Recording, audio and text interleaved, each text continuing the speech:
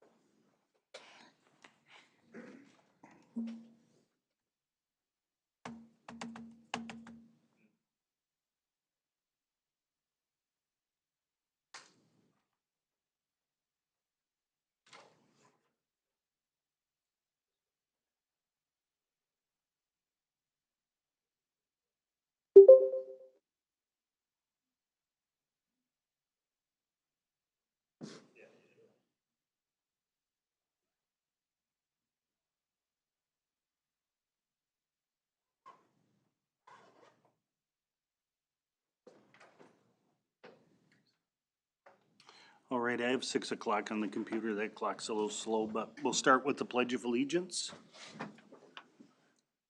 I pledge allegiance to the flag of the United States of America and to the republic for which it stands, one nation, under God, indivisible, with liberty and justice for all. All right, I would take a motion to approve the agenda as it's presented. So moved. Second. There's been a motion made by Maggie, seconded by Rick. Any other discussion? All in favor, say aye. Mr. Mayor, in terms of regular agenda, I did want to note, for 10A mayoral term, we did push that back last meeting because we need to have a full vote one way or the other on that. So if we don't have. And so I would recommend that if, Mr. Ryan is not able to make the meeting tonight, that we just push that back, mayoral term back to our December meeting. Okay. All right, so with that addition, everybody is agreeable with that? Yep. Yes. Who, did you second it? We both did it at the same time, but he's older than I am. Rick seconded it. You're Rick, okay. So all in favor, say aye. Aye. Opposed, motion carries. The consent agenda, if anybody doesn't have any So moved. questions, I would take a motion to, I do have a question. okay, go ahead, Maggie. In the payables, there was cost of $12,905. It's listed under the chamber for snowflakes, and I'm just kind of curious what that is. So the chamber has purchased more of the decorative snowflakes that we put on Main Street during the season. And they actually, I think, ran it through the city, and they're gonna reimburse the city, if I'm correct, Josh? I believe that's correct. We were able to Just for the- get a better price on them as a. Pricing and Oh, great. tax exempt Okay. status. So, Okay, yes, but no, so now they'll have enough to go from pretty much one end of Main Street nice. to the end. Okay, I just kind of caught my eye. Yep. Thank you. Okay, anything else? Otherwise, Rick made the motion, is there a second? I'll second. Maggie seconds, is there any other questions or discussion? Hearing none, all in favor say aye. Aye. Opposed, motion carries. Okay, item number 4, THC violation appeal hearing. Yes, Mr. Mayor. As you may remember, we briefly discussed this at the last meeting. As you were aware, there weren't any representatives from 1319 here, and as I mentioned in an email to you, that was my mistake. It somehow got lost, and I didn't get a hold of them. So I was able to get a hold of them, and I believe there are representatives now from 1319. As I stated in my memo, we did end up issuing a violation for the violation of the THC ordinance. That violation citation is in your packet. And I guess in my memo, did not take a recommendation one way or the other, since I was the one who wrote the initial violation. But I know that they would like to share their side of the story on this. So if you have any questions, I can certainly stand for them. Otherwise, like I said, I know they're here to speak as well. Yep, come on up. Just state your name and address, that's. Owen Schultz, 1105 Sunset Boulevard, Montgomery, Minnesota. Hey. And Mona Schultz, 12638 Joppa Avenue South in Savage, Minnesota. Okay. Go ahead. So we are appealing the citation. It came to our knowledge that there was a new permit that got passed here in New Prague that you needed a permit to sell THC beverages. The moment we found out about that, we actually pulled it off the shelf, stopped selling it. We called and asked for a permit. Within that, the question was asked, are we selling? We said no, but we were currently selling. We were currently selling THC beverages as they came out. Vendors started selling back in March of 2023. I did reach out because we like to try to abide by everything. I reached out to the city. It was actually Barb. Sent her an email, which I do have a copy of that email that I sent her, requesting anything I needed to make sure that I was properly selling THC beverages. She informed me at the time there was nothing that we needed to do. There could be something in the futures. There was discussions about it, and they would certainly let us know. Fast forward to present day, we found out. We then called the city, said we wanted that permit, and in the time that we said we were selling, they decided to slap a violation on us for selling. Okay. We tried to abide by everything. We have no violations currently under our belt. This is a violation I don't want, as we always try to. There was a misunderstanding. Obviously, we just weren't informed. Even when we renewed our liquor license back in April, I guess that should have been something when everything is handed to us, from dance permits to liquor license permits and all the others. That should have been maybe something that was given to us, like, hey, here's a new permit, by the way. I was just curious if it was something that went over our head and we didn't notice, but I did talk to other bar owners in the areas, and no other owner even knew about that permit as well. So, Okay. once we learned about it, we came in and we applied for it. Once I got slapped with a violation, I actually pulled the permit off the next docket, learning that in the near future, the state is taking over everything, and we don't know where that leads. So I pulled the option for the permit, Okay. not knowing if I was gonna get a permit for a month and a half and pay that fee for it. I wanted to wait to see what the state does. We still currently don't, even though it is hurting our sales a little bit, because it has become a very popular item. But we're gonna lay low until the state comes out with theirs. And then when that happens, we'll apply for the state, and if we still need to apply for one with New Prague, we'll do that there as well. I just hope the state is, Yeah, yeah. let's- you know? It's coming fast, right around the corner, Yeah. supposedly, A lot of 2025. people in the industry just don't even know what direction it's even going, No. that I talk to. But we just want to appeal that. We want to take the violation, off our record. It was one of those things that we said, yes, we were doing that. Almost like if we said no, there wouldn't have been any issues, no problems. But that's not the way we look at it. We openly admit to whatever we're doing, And you did make an inquiry to try to Yeah, find out, and, We did. I was Yeah. the one that called and brought it to the city okay. Yeah. and said, hey, I heard that there was this, is that true? She said, yes, that you should have this application. I said, well, I couldn't find it out there. She sent it to me. I filled it out, brought it in with the fee the same day. And that minute that I found out, yes, I had texted Owens and he made sure that everything was pulled off the shelf. Yeah. What's the date of the email that you sent then? The email, I know it was March. You got copies for us? I do, Okay. if you would like them. Yes, please. I don't know if you need it in my head. Thank So, you. I've got the email, that's the email in me requesting. I don't have the email from her response. Yep. There was one, but there was also verbal when we also had to call Barb and talk to her about what we needed with the state at the time. Thank you. So she gave us some information there. We followed up on the state. We had to send some information in for tax purposes, get all that lined up. Because we had to start reporting taxes and we had to charge proper taxes for it. So we were trying to do everything we can do in the right way. And at the time I started selling, there was no permit ever needed. The email that you're referring to, is it the one that was dated March 24th, 2023? Correct. Okay, so that was well before the ordinance was passed then? Correct. Okay. Yeah, I started selling way back then. Once everything started kind of presenting itself, the THC beverage, we held off a little bit and then it was like, well, okay, let's see where it goes. And then we did come back in September of '23 again with a verbal with Barb to talk to her again, because that was when we got communications that they were gonna start doing the tax that was effective October 1st. When was the And ordinance? again, she told us that passed it was again? still in the works, that she'd let us know.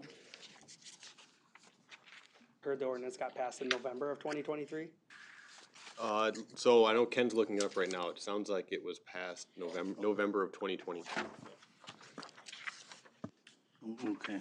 And the document you said when you get your liquor license and stuff, those materials, those usually come to you in January, December, or November, or when? Usually the end of January, the beginning of February of every year, I get it, cause they're due April. in, Yeah, so they're renewed in April. Yep, so April 1st is our first like date Yeah. of liquor calendar, and so we usually send those out end of January. That way, they've got end of about a month or so to return them before we put them on the council Yeah. agenda.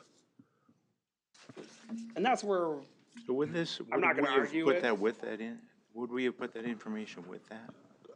I would say that we normally would if somebody had a permit at that point. And But not- anybody within the city that had a business could have applied to sell THC. And so we didn't reach out to every individual business and tell them that this was now an option. We basically followed state requirements of posting in the paper and on the website and whatnot. Okay.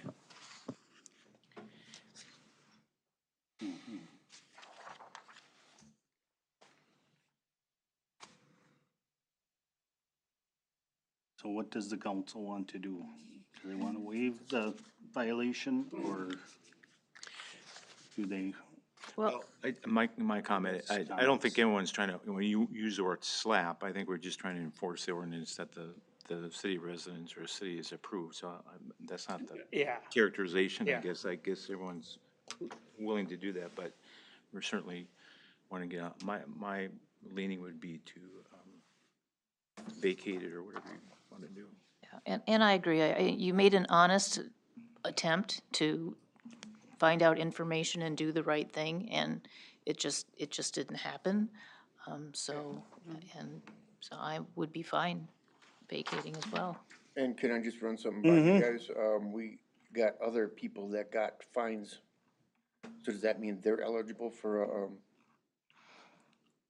Well, to have that money reimbursed to them, or? no, Oh. they had the right to appeal, just like these folks did. And they didn't, they chose not to. I guess I should have asked that question, were there other people cited for the same violation? Yes, I think it was in the last 2 months, correct, Tim? The rest you spoke was, Yes. cited for the same violation. it was one, and that's actually how all of the other bars on Main Street, how we actually all found out Found about out. that there was a permit. Cause that was one thing before I came up here, is like, I wanna go to other business owners. Hey, did you know about, that are actually, would be the type of business that would sell these THC seltzers, would be bars, you know? I went to them and asked them, did you know about this permit? And they said no. You know, not everyone is selling them. So, some don't even care, so, you know, some did, but I knew that some of the other bars that looked into it, owner Outlaw, he called and looked into it and said, yeah, I need a permit. He found out after I told him about it, cause he heard the same thing. Yeah, I So we think, kinda, like, that was the fruitation, like, one guy got violated, and I know he had the right to appeal. We got violated, I get it. We got violated after We reported after ourselves. we brought it up saying, hey, can I get a permit? Because we found out we need one. And then we said, yes, we were selling, but the only reason why we were selling them prior to that was because some of the previous communications I had with the city were, there was nothing needed at the time. Should I have done a little bit more homework and checked further on down the road, hey, by the way, did anything come through? I could have done that. I could have done some more homework every 6 months, you know, whatever it is. That is kind of the reason why we're here to appeal today, was because we did a little homework. Rusty spoke, I can't talk on his behalf, and he came in and got his liquor license, started selling right away. I don't know his case. I don't know. I think the only other location I know of, it's not a eating or bar establishment, is Coburn's. Yeah, Also I know sell of other that. locations that are selling, too, that are actually restaurants. I Okay, don't think I need to mention them, because if they don't have a permit, then I don't wanna be understandable, throwing them under the bus. understandable. But I know other restaurants are selling them. So, Well, the whole rollout of this thing has been a Yes. mess from the beginning, so I can see where honest mistakes are made, so. Yeah. I'll make a motion that we vacate the, was it a $300 fine? Yes. I would yeah. say the violation. Or the violation, that we vacate the $300 I'll s- fine and violation. And I'll second that. Okay, there's been a motion by Sean, seconded by Maggie. Any other questions, discussion?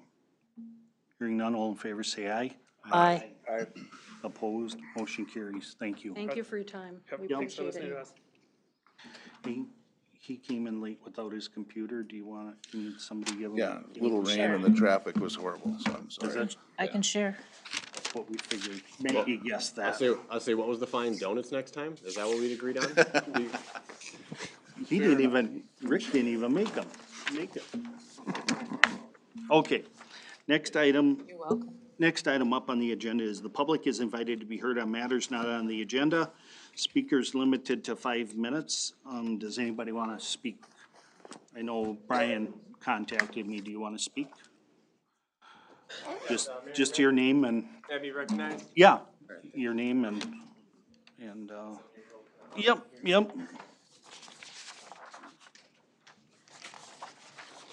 My name is Brian Paulson, 206 4th Street Southwest. I'd like to talk to you about what happened to me after voicing my opposition previously.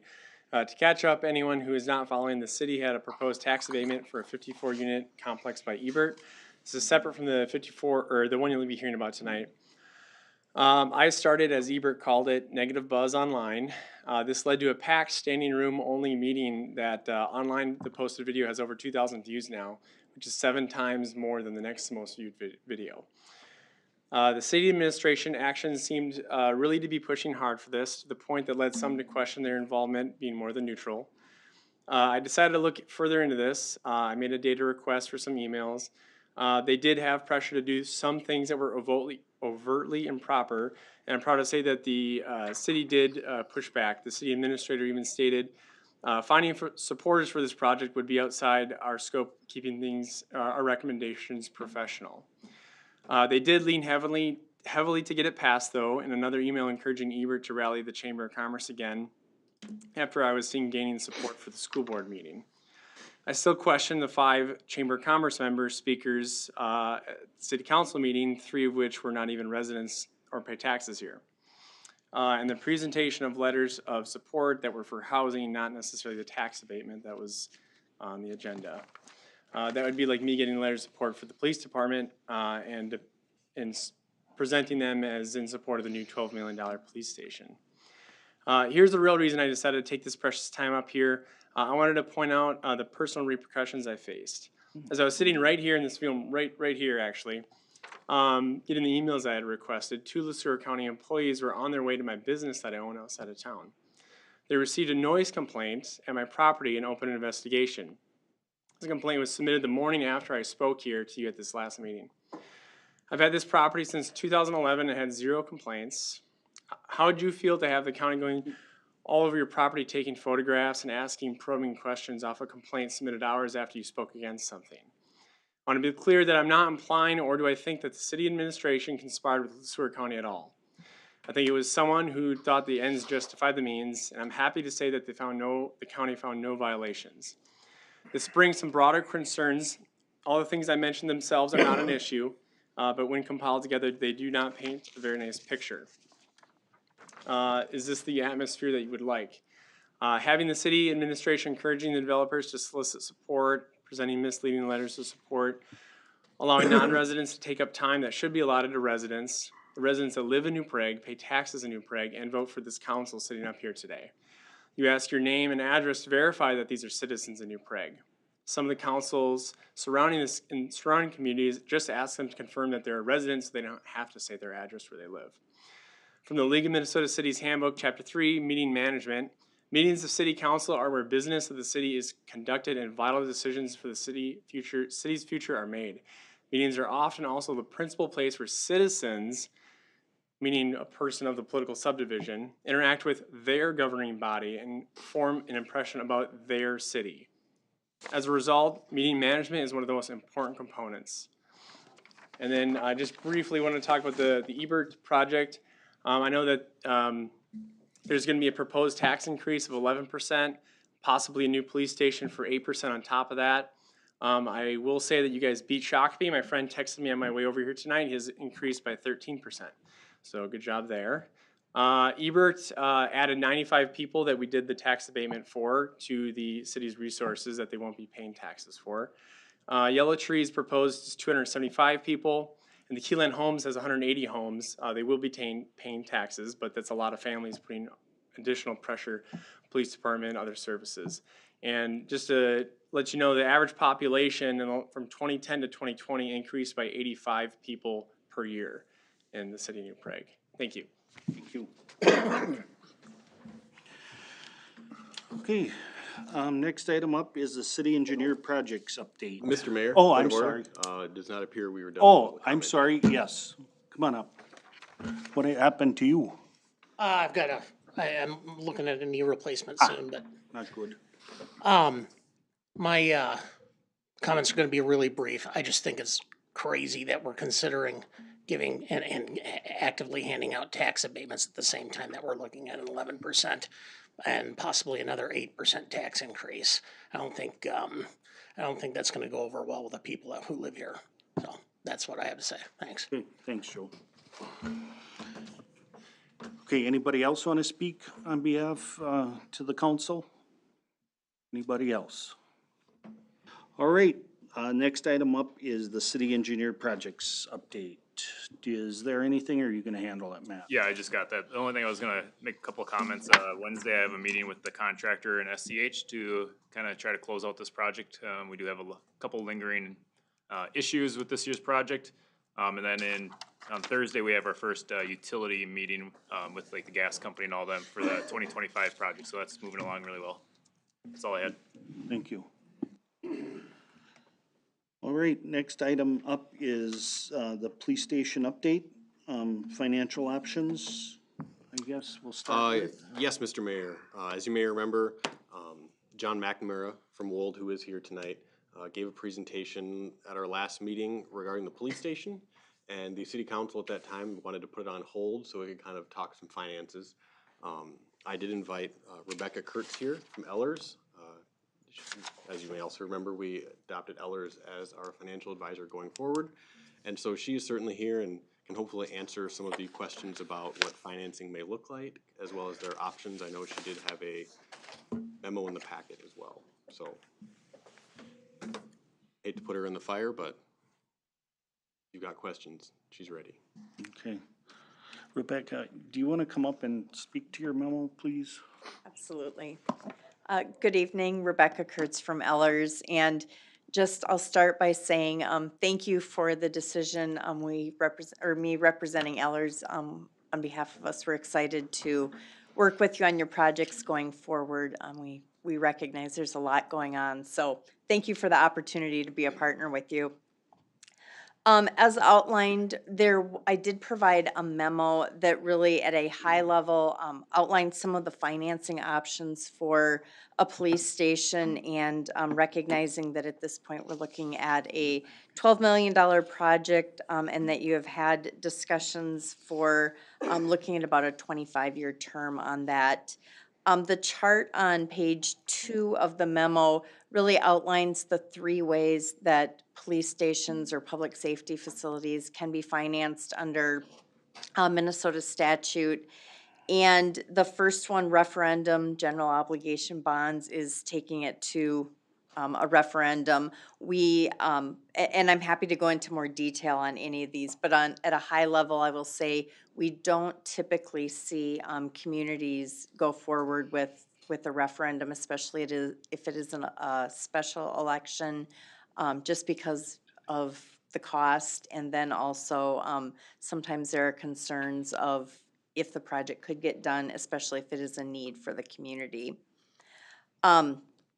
Jumping to the other side of the chart, the EDA lease revenue bonds is an option where, in short, the EDA would issue bonds to move forward with financing the police station and then lease it to the city for basically the cost of the amount of the debt service payments. And then when the bonds are paid off, the facility would be turned over to the city.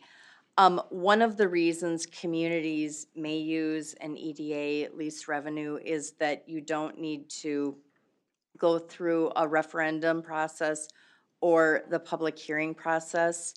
The downside and why we don't see that option used frequently is because that debt service is based on an annual appropriation from the city.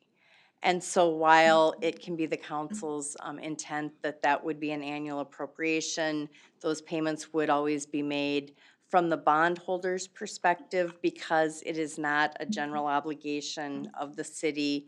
There is significantly more risk, and that can be debated, but the bondholders would argue there is more risk. And so with that additional risk, real or perceived, comes a higher interest rate and a higher cost to issue the debt. So it does become much more expensive debt to issue. The middle column there, those capital improvement general obligation or GO bonds, is what we see many communities use when working with public safety buildings, police stations, city halls, the like. And with that, the reason we see that as a common way of financing is that while it does require a public hearing and there is a reverse referendum period where if the proper process is followed, it could be forced to a referendum. It allows the city to issue debt using its general obligation, which is then, because of that full faith and credit pledge for the city, typically provides the lowest interest cost for a bond issue. So if you are looking at the least expensive way to issue debt, those general obligation capital improvement bonds typically are the way that is the most cost effective. With that, I know at the last meeting there were some numbers shared on preliminary cash flows with looking at that 25 year term. Just as a point for your information, under Minnesota statute, you can go up to 30 years for issuing general obligation debt. The downside of that, of course, is that adds to interest costs and makes it again more expensive. It does lower those payments, but with going 35 years, you are paying a fair amount of interest over that term. With that, I will pause for a minute. I'm happy I can go into a lot more detail, but also want to make sure you have your questions answered. Any questions? So No, far, good. I don't have Yeah, any. good presentation Yeah, so far, it's yeah. making sense. Okay, good, So- good. Go ahead. Well, so with that, just a couple things to kind of wrap up. Again, that general obligation bond is that full faith and credit.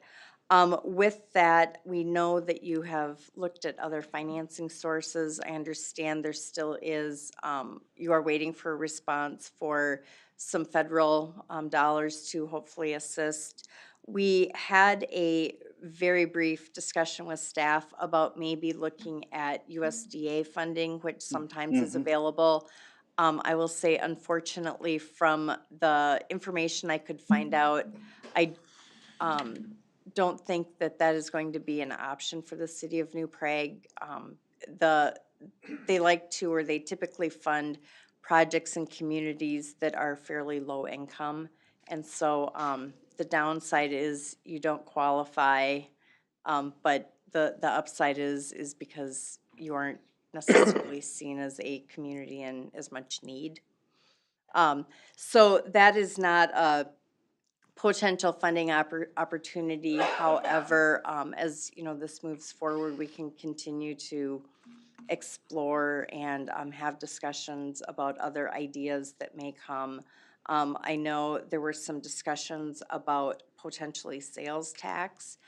We are currently in a moratorium for that is going to go through next year. The hope when the moratorium went into place was that it would give some time for the legislature to do some research, figure out if the process was a process they wanted to continue to use. And in large part, it was because they were seeing a lot of requests for sales tax to assist with projects. I think that there's a lot of unknowns from what's going to happen with the sales tax, but my opinion is that could be after this moratorium when we know what they're gonna do. Definitely could be an option that would be worth doing some more research and pursuing on that. With that right now, or as the past sales tax, it has required your ability to say the project had regional benefit. And so, to the extent that the public safety and police station can show that regional benefit, I think that at least based on prior standards, it could be a viable option to assist with writing down the tax levy that would be associated with the project moving forward. With that, again, because we are kind of in a moratorium, my immediate advice for this in the short term is if that is something that you'd want to pursue, starting to at least have some discussions with legislators and getting them thinking about it, even though we know it's not something that would happen during the 2025 session. I think the earlier they know, the easier it is for them to move projects forward and get the information they need. Would you guys be able to help with the bonding bill, or to get on the bonding bill? Absolutely. We have assisted communities with getting on the bonding bill, and typically. Or at least to get, because I know that there's a process to even be Right. considered, so, I mean, I think that's a process that we should. And Mayor, can you explain that so that bet. others You understand bet. that? So the bonding bill, so the process is that, communities put forth to the legislature, and there's a group that meets by part, they're both sides, Democrat and Republican. And then, they go around to all the communities that have requested funding for their projects, and they, scope it out. The Democrats actually do a bus tour, the Republicans do a bus tour, and the cities kind of sell themselves and why they need it. And then, when it gets down to the wire, they come together, they make recommendation. The governor also has recommendations, so, they have to kind of all get funneled. And, now, it's not, right now, because the last 2 years, the bonding bill didn't come to fruition, but I think if we don't try that, or, we're kind of selling ourselves short too. Okay, thank you for that. I do believe, just of note, and you can correct me if I'm wrong, generally bonding bill stuff happens before a project starts, not once it has started, correct? That is correct. So typically, with the bonding bill, you would not want to start the project or award the bids until after the legislative session, or until you have an answer. In our experience, we have not seen them, at the bonding bill, provide money after the project has gotten started. And then So the that would time- be a timing issue that, we sure could assist with that, but that would be something that I think we'd want to make sure we understood the timing. Yeah, and there's no guarantee, so in the meantime, this project would just potentially get pushed out and become more expensive for us as the building costs and labor costs, et cetera. So, I mean, if we have other projects that we're thinking about to use, get on a bonding bill, it's, I think, worthwhile pursuing, but perhaps not this particular project. Rebecca, are you aware, I thought that there were communities that were successful in having local sales tax to construct a police station out there. And of course, the moratorium stopped all that activity, but my understanding that there has been some with that. Yes. So right now, people can buy a candy bar at a convenience store and help pay for a police station in that community if it's felt as a regional benefit, apparently. That is correct, So, yes, yep. Public safety, police stations absolutely have been something that sales tax has been able to be used for. So it definitely is within, or there is that history of being an eligible project. And we've gotten notification through the League of Minnesota Cities that the Senate Tax Committee is already starting discussions and hearings on changing it before the moratorium expires this spring, I think, or later this next year. So, I mean, it's being worked on right now. Right. Unfortunately, the discussion, as I understand it, is that they would eliminate public facilities or police stations as one of the eligible improvements that's currently eligible underneath the law. So I'm not sure where that's gonna go, but it seems like there's more flexibility, at least in some of the ones that were successful, where they can kind of say, we wanna use money for these things, and they don't have to have the things done, but they can do it in the future years, which I thought was kind of interesting, but I'm not sure if the law will change again, but. That I think is exactly kind of the challenges.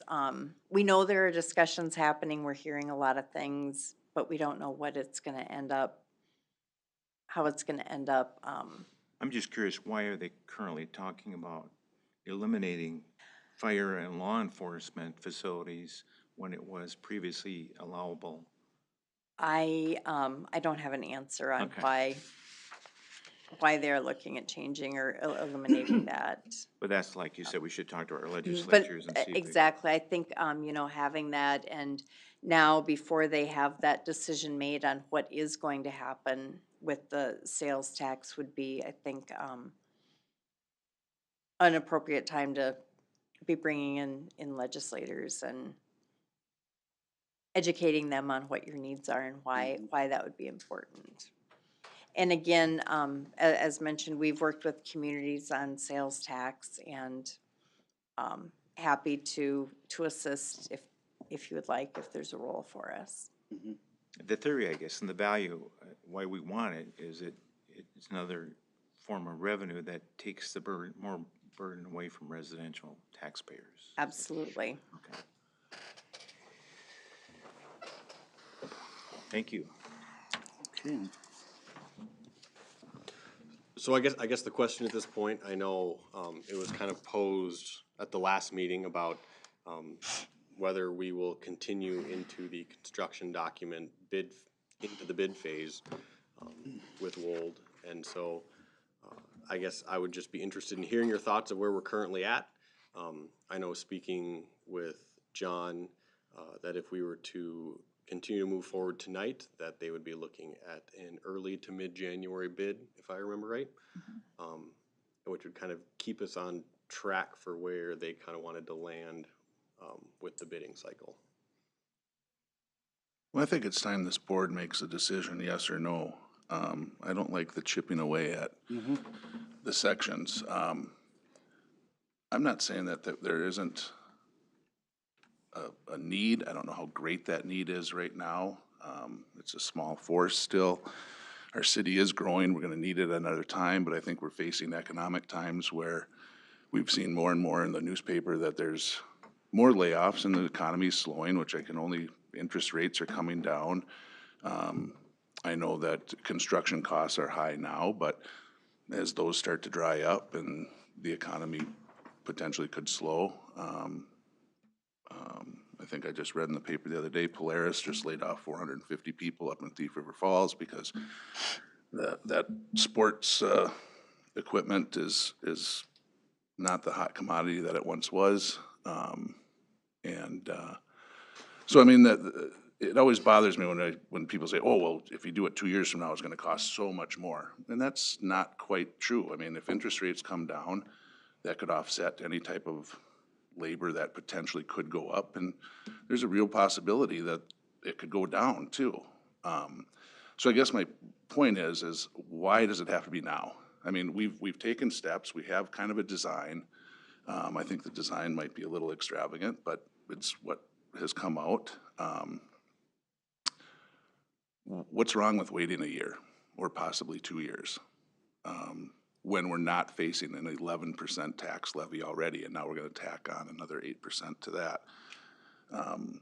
Again, I'd like to be everything to everybody, but you can't, and this board has to make tough decisions, and we need to start saying no occasionally when we're facing some of the insurance increases that we are for our employees, and a multitude of other things. There's some big other projects coming down the pipe here. The state could issue the new water treatment, or Ken, what is the water treatment thing that could potentially go in where the old armory was? The filtration? That's a Bruce. You mean to treat for chlorides or? Yeah, I mean, there's been talk of that on the table. Again, that's a multi-million-dollar project. There's a new trunk line that might have to be going east of town. I'm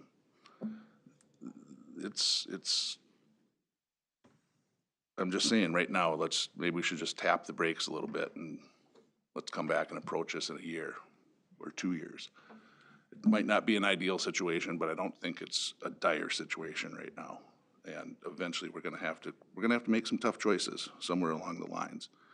And this might be one of them that we just slow down just a little bit. So, I said my piece. Okay, anybody else? Well, I agree with Sean that we gotta make a decision, and I thought we kind of committed to the police department earlier on last year that we were gonna make that a priority, and that's the way I'm still understanding it, so, yeah, we have to make tough decisions. But I think, we did a good job of keeping our taxes low over the last decade or so and not planning for the future also. And someday everything busts, and not good planning, you end up having to pay the papers, so that's my little take on it, but.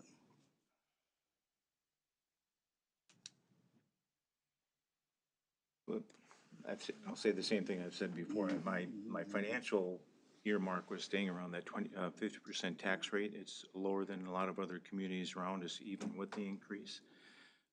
It was felt to be a priority before, and the need has been talked about and documented before.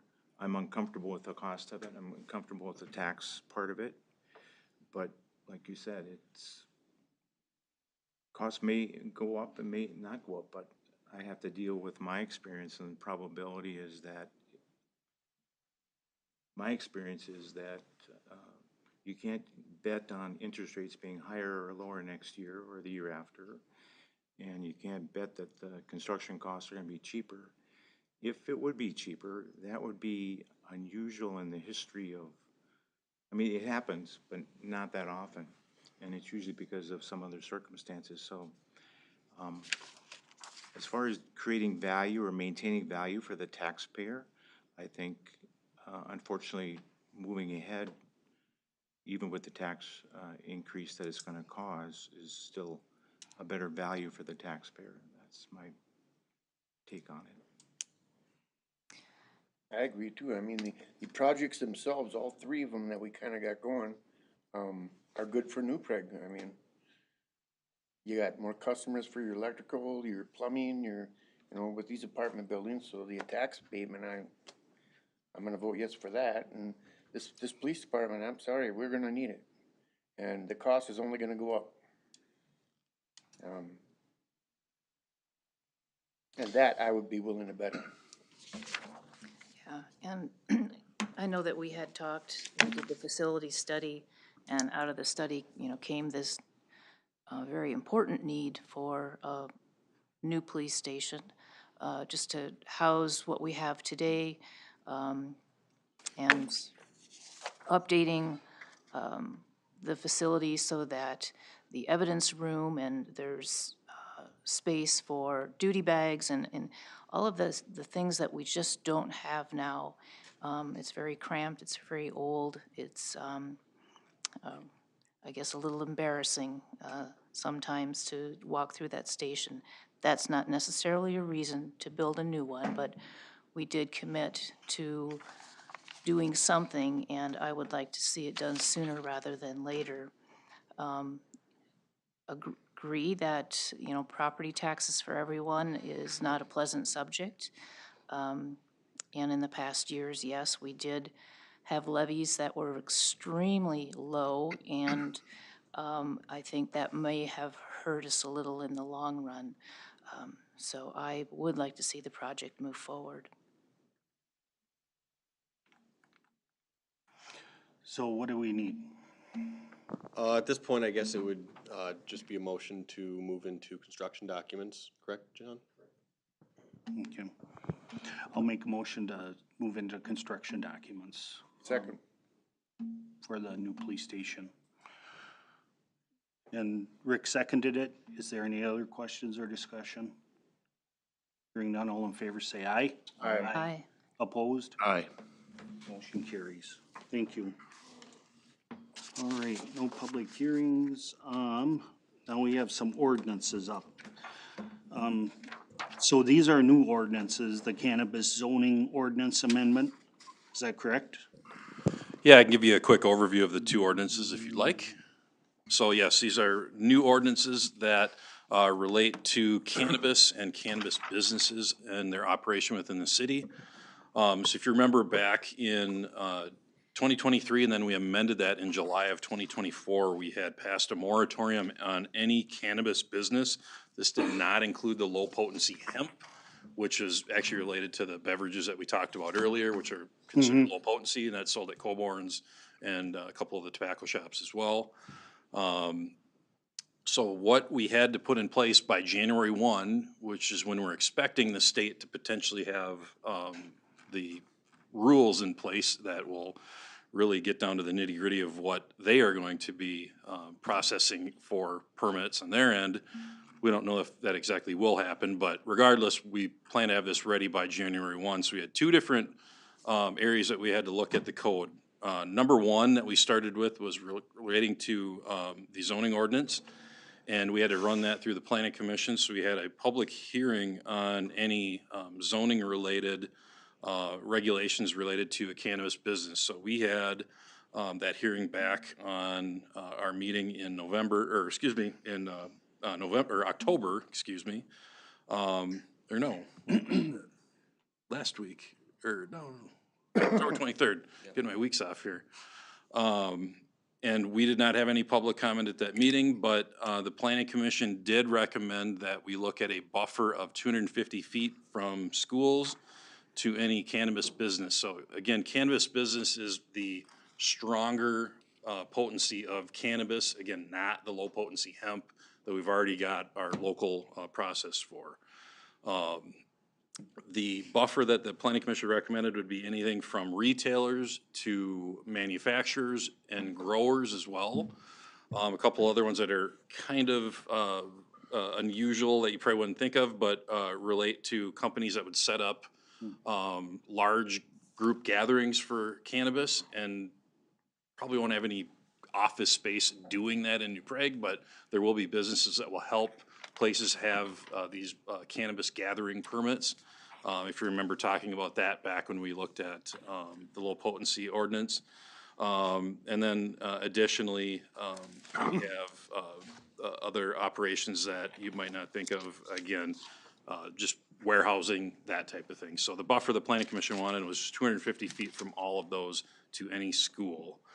So that is the main requirement that the planning commission had in their code, and then also to allow by permitted use any retail and office-related cannabis use in any of the business districts, including downtown, and then the B1 or the B2 district, which is out kind of by the Coborn's, Jeff Belzer's area, and then the B3 district, which would be kind of the Dairy Queen, Truck Highway 21 area there.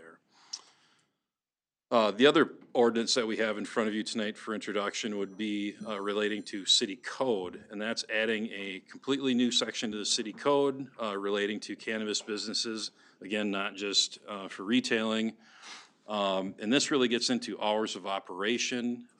The idea that Chief Applin and myself and the city attorney's office talked about was trying to have parity between liquor establishments and cannabis establishments, as far as hours for operations, so that it was easier to monitor. If you can sell liquor, you can have a cannabis retailer or other establishment be open.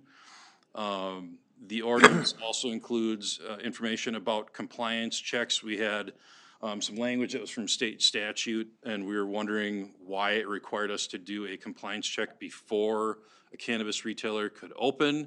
And if you remember, the city would not be getting any local licenses out. We would be doing registration. The state actually would be issuing the licenses once the new law kicks in after the first of the year. So if we register, and we are recommending that we do a local registration, we would have to do one compliance check before they opened, essentially to verify that they plan to open and operate only during the hours that our ordinance allows that to, again, which would match liquor. And then do a minimum of one compliance check to check for age verification, again, by the police department, as we would with tobacco and alcohol. Another major provision to point out in the city code portion is related to retail registrations being limited to 2. Now, that was information we had heard from the council going back a number of months when we were talking about the amended moratorium. And I do want to note that retail registration limitation would not include the lower potency hemp edibles. And if you recall, and that was the subject of our appeal earlier tonight, the low potency hemp edible provision will be taken away from the city sometime after the first of the year. We will no longer issue those licenses. That will be issued by the state, and we will basically only have zoning control over them. So you will note that the zoning ordinance did also make low potency hemp retailing a permitted use in our business districts, which is where they have been currently. But we just wanted to clarify that once the local license is taken away from our authority and under the state, that it still needs to follow our zoning. And then the final thing to note regarding manufacturing of cannabis, which should include growing, processing, and then ultimately packaging for sale. If we were to get any of those types of businesses, that would be limited to as a conditional use in the I-1 light industrial zoning district, so essentially our industrial park. So those are really the major provisions of the 2 ordinances that are in front of you here tonight for introduction. Again, we had a lot of discussion over a lot of months with the city attorney and Joe Sathi in particular. That is kind of their guru and research authority on all things cannabis. And we do believe wholeheartedly that a number of things will change likely after this goes into effect. And we very likely will be back in front of you with an amendment, if not multiple, over the first few years of any of this operation taking place. But what we're bringing you to here would provide a little bit of buffers, control that number of retailers to 2, and then set the hours for operation to match liquor. So I don't know, Tim, if you have anything to add from the police department standpoint, but I'll just hand it to him. No, I don't, and again, that's a kind of a high-level overview. There's so much to this right now that we just don't know yet, right? So when the state comes in, and like Ken mentioned, we'll probably be back before you with some provisions and updates and changes as they are made available and as new laws come into effect. But I think we want to be prepared for this, so we have something in place, so we're not caught behind the 8 ball when it comes time, when they hit the go button. So we're prepared, and I don't think that this limits in what we can do. I think when the council talked about that number, having the 2 licenses, we don't know what our demand is gonna be here, right? We just don't know what that looks like. So start having it at 2 and managing that and seeing how that works for the city. And then if demand is higher, there's more interest, we can certainly go back and look at that and see how that works, both from an enforcement and regulation standpoint and from a business side of it as well. So I don't think that this is cast in stone by any means, but I think this is a really good starting point. And thanks to Ken and Kira, we've done a lot of work on this over the last several months, so it's appreciated. So I have a question. This is all low potency, so are they talking about having liquor infused with THC? So we are talking about the high Okay, the level high here. We currently potency do have the regular. low potency Okay. regulations in place. Correct. That will be Okay, so taken this from will be us the high- and given to the state. Okay. This is what we're talking about for the higher So, potency. so bars and everything will be able to sell it. As a low potency, they would be able to. Yeah, the clarification to make here would be that a cannabis business is a cannabis business and not a restaurant or a bar selling heavy amounts of cannabis or higher Correct. concentration. It would be their main business. Oh, okay. That's what they do. So, I mean, we're okay with bars existing, let's say, I'm thinking about the Catholics. And they're doing the low potency, right? So we're identifying this is the cannabis, not the low potency. This is the cannabis when it comes into effect. Is that? Full strength. Yeah, full strength. Yep, okay. So, and plant-based, right, so. Correct. Correct, yeah. Right. I do have a question.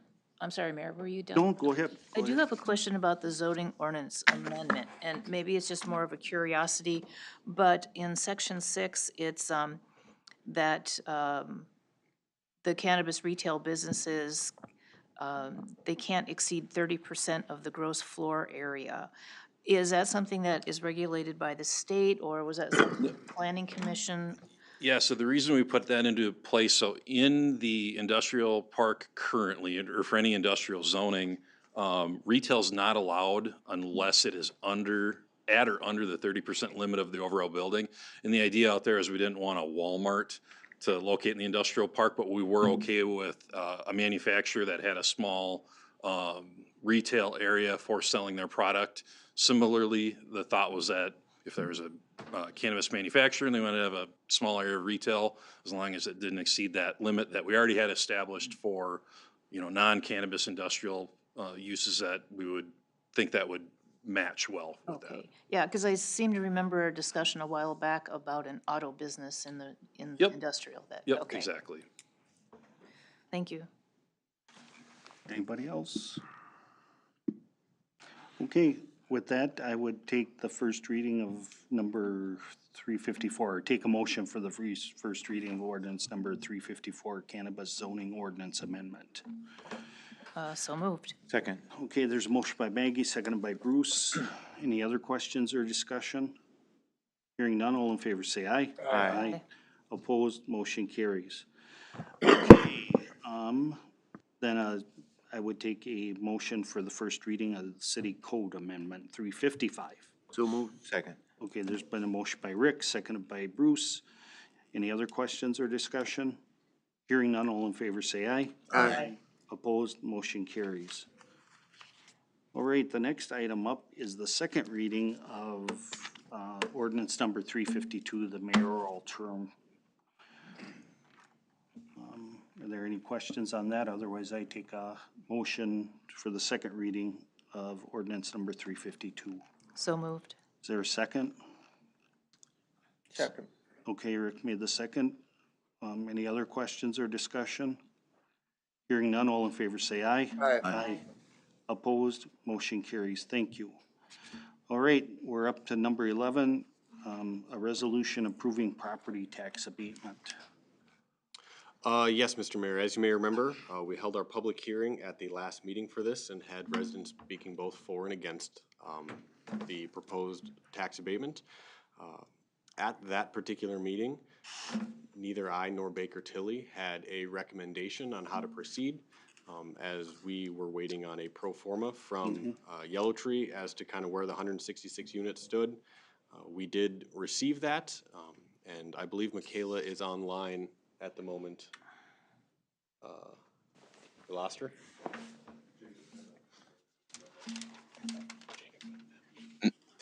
So Jacob is on there with Baker Tilly, and I know that Michaela submitted a memo.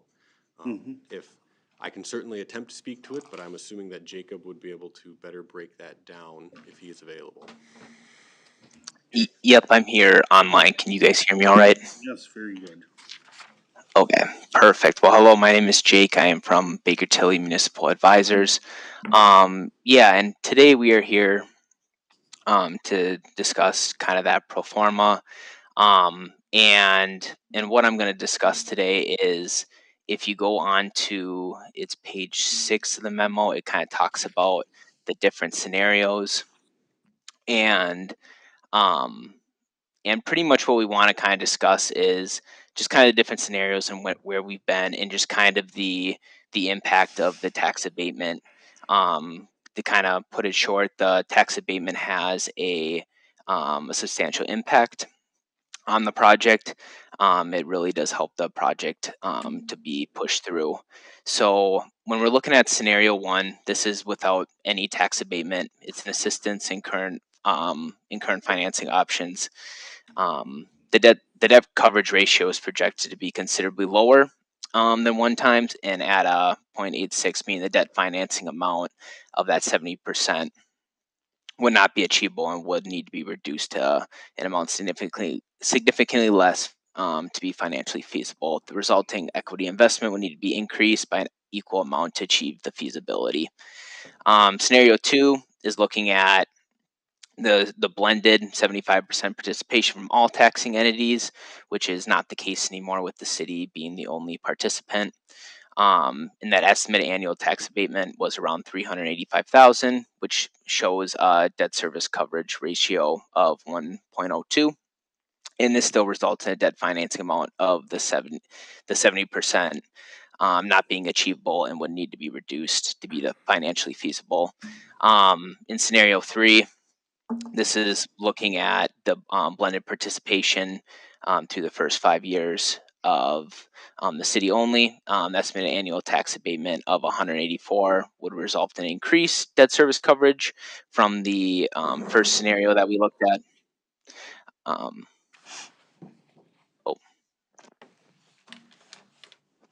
Can you guys still hear me? Yes. Yes, we do. Oh, okay, sorry. That's okay. And so, yeah, looking at scenario 3, you have that increased debt service coverage looking at the city participation only of around that 184,000. And then scenario 4 is kind of looking at that modified tax abatement scenario, assuming the city only with the blended participation of 75%. And this scenario, the different thing about this scenario is, if you look at the chart looking at the annual debt service payments. So in the first 3 scenarios, this is looking at about a $2.4 million per year. This third scenario is looking at a 1.9. So this is just assuming a lower interest rate than what the developer's permanent financing had. And this illustration, it's more of a hypothetical only, as an effort to understand just some alternate options for achieving financial feasibility beyond the city tax abatement.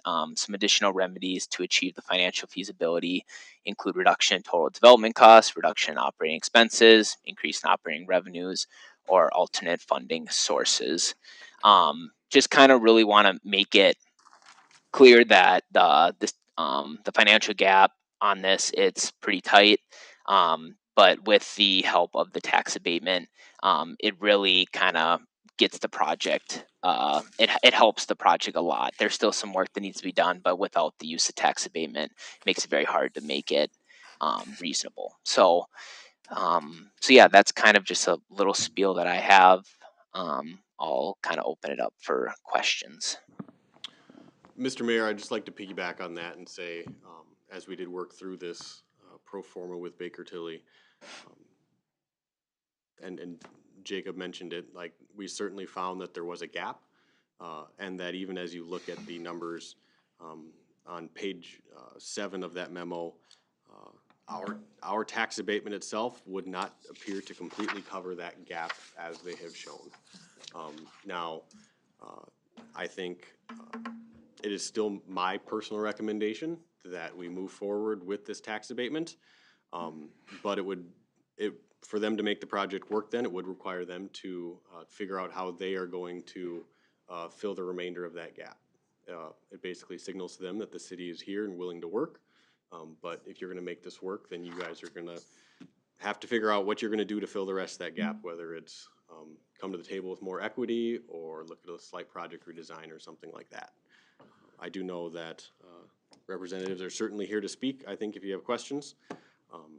But I guess that would be my recommendation, that we do continue to move forward with this tax abatement, and then put the onus back on Yellow Tree to figure out how they will make up the remainder of that gap.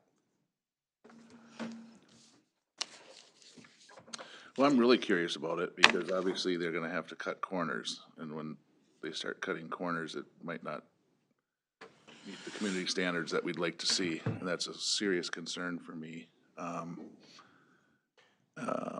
Again, I'm voting no. I'm not, I think the project's too big. I don't know if we're even sure that we need it, despite what Scott County says. If they think that we need it so much, they should have participated. They're not. Now, the school district, they can read the tea leaves. They knew this council was gonna probably vote it in after the last one that we did, and it was an easy no for them. They'll put it all on us, the city of New Prague. So I think we should all be very concerned on how they're gonna make up that little bit of difference. Yeah, that concerns me also. So, I mean, it doesn't necessarily, just for information, that there are certainly different ways to do it. And one way is bringing more equity to the table than what they initially had planned. And it doesn't necessarily mean cutting corners off of the project, and bringing. Who's bringing the equity? Investors. It would be Yellow Tree, the investors, or whoever's doing Okay. so. So they do have equity that's out there. I don't know whether they do or not. I know when we talk. Well, they own like 7 or 8 other buildings, I think is what they said. So I'm sure, and those are I'm just multiple using an years. So if example. they I built know- them 5 years ago, the way housing and living spaces are going up, there's naturally equity in there, because if they sold them today, they'd sell them for more than what they built them for. So I was making that comment based off of the fact that the other project we did end up bringing more equity to the table by the end of our conversations than they were at the beginning. And that's kind of how they chose to make up that gap. So it's not unheard of to be able to make up the gap. It just would require work from Yellow Tree to make the rest of that gap up. Anybody else want to speak to it? Well, I'm uncomfortable also to move direct towards an agreement without having a viable business as part of the transaction. And so without knowing what will make up the transaction, I don't know that the city should be obligating itself to something and just saying, this is what we'll do, and then not knowing what they're gonna do. And I'm not saying that of Yellow Tree, I'm saying that of any business that requests an abatement, because what we're trying to do is to create value for the taxpayer. The reason we're doing this is totally selfish. We wanna help our taxpayers reduce their tax burden by getting more tax capacity in New Prague, and different classes of tax capacity that benefits us. So our reason is selfish. Certainly we want to help them. We want to have a joint arrangement here, but without knowing what the package is, I'm kind of holding back on it. But I do have other comments I guess I would make is that I do feel the calculation maybe is a little high, and when I'm saying that, maybe high is not the right word, but I'm looking at the Yellow Tree project in Farmington and what you guys negotiated with the city of Farmington, and the deal, the project is so similar as far as number of units and estimated cost structure. And the abatement Farmington did was less. And I'm looking at the present value or the gross value. Either way, the percentages, what we're talking about for us is a little higher than what the city of Farmington granted. And then I'm also looking at the Ebert deal that we did, and of course that's a much smaller deal. But this deal is probably a little higher, even if you prorate it up to the size of this one. So to me, I would rather be toned down a little bit, shaved down a little bit closer to what the city of Farmington did in their project. I think it was like $1,170,000 or something like that. You ended up with a present value thing. I don't know if you want to speak to it or not, but that's kind of where I'm coming from, with a little lower number that would be considered as part of a package that we fully understand where the shortage is coming from.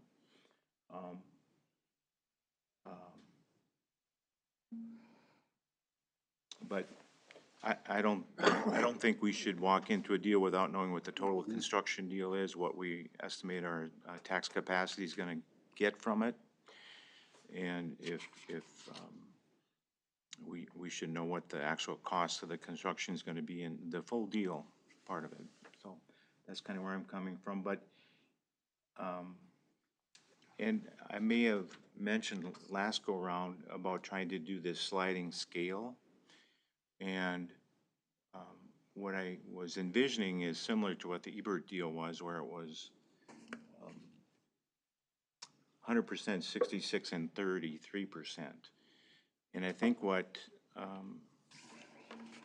we calculated, and at least I'll just say what I was trying to envision, is those kind of percentages, not necessarily taking the 2,070,000 and dividing it in a sliding scale. So I was thinking about what is 100%, 66%, 33% come out to? And it doesn't come out to 2 million, it'd be something lower. And trying to figure out what the present value of that number is and kind of see where we're at with it. But that's what I was kind of more envisioning, instead of taking the full 2 million. If we just take the $2 million and do a sliding scale, it's obviously a little higher present value for abatement that we're giving up. We're giving up a little present value there on it, so it's a little higher present value to Yellow Tree than 75% is across the board. So it's just a little different than the financial numbers there, but so that's what I was kind of envisioning.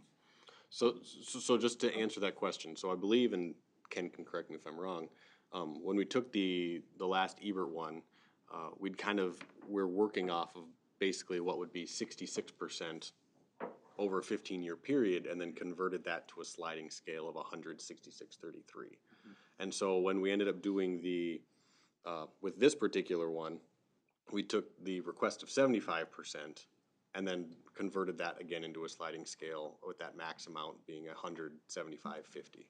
And so the ultimate request before us, I mean, as you mentioned, is based off of that 75%, but it was similar to how we had constructed the Ebert one as well. I totally agree, and I think that's my fault for not describing what was in my mind. Okay. I envisioned something more along the line of the Ebert structure, which would result in a lower overall number of less than 75%. Okay. Gross. But closer to what the city of Farmington did. Mm-hmm. Okay. There may be reasons why, the justification that ours should be higher, but the projects are so similar, I'd like to understand why we wouldn't be able to shave it down a little bit more. So that's where I'm coming from. Yep, just wait. Yeah, so Bruce, thank you for that. That, I think, is a good insight. It helped me tremendously. I don't have a lot to add. I just want to say that I have just today, have gotten phone calls from my constituents, and they are opposed to abatement for housing. They would be more for abatement that would bring in a business. And they had their reasons for that. So I just needed to bring that up to, this is a hot topic. We're seeing some yard signs and things of that nature. And so we have to also represent our constituents and try to balance that to do what is right for the city. So. Okay. I have a quick question. So with the city paying essentially all of the abatement, does the county and the school district still collect their taxes then?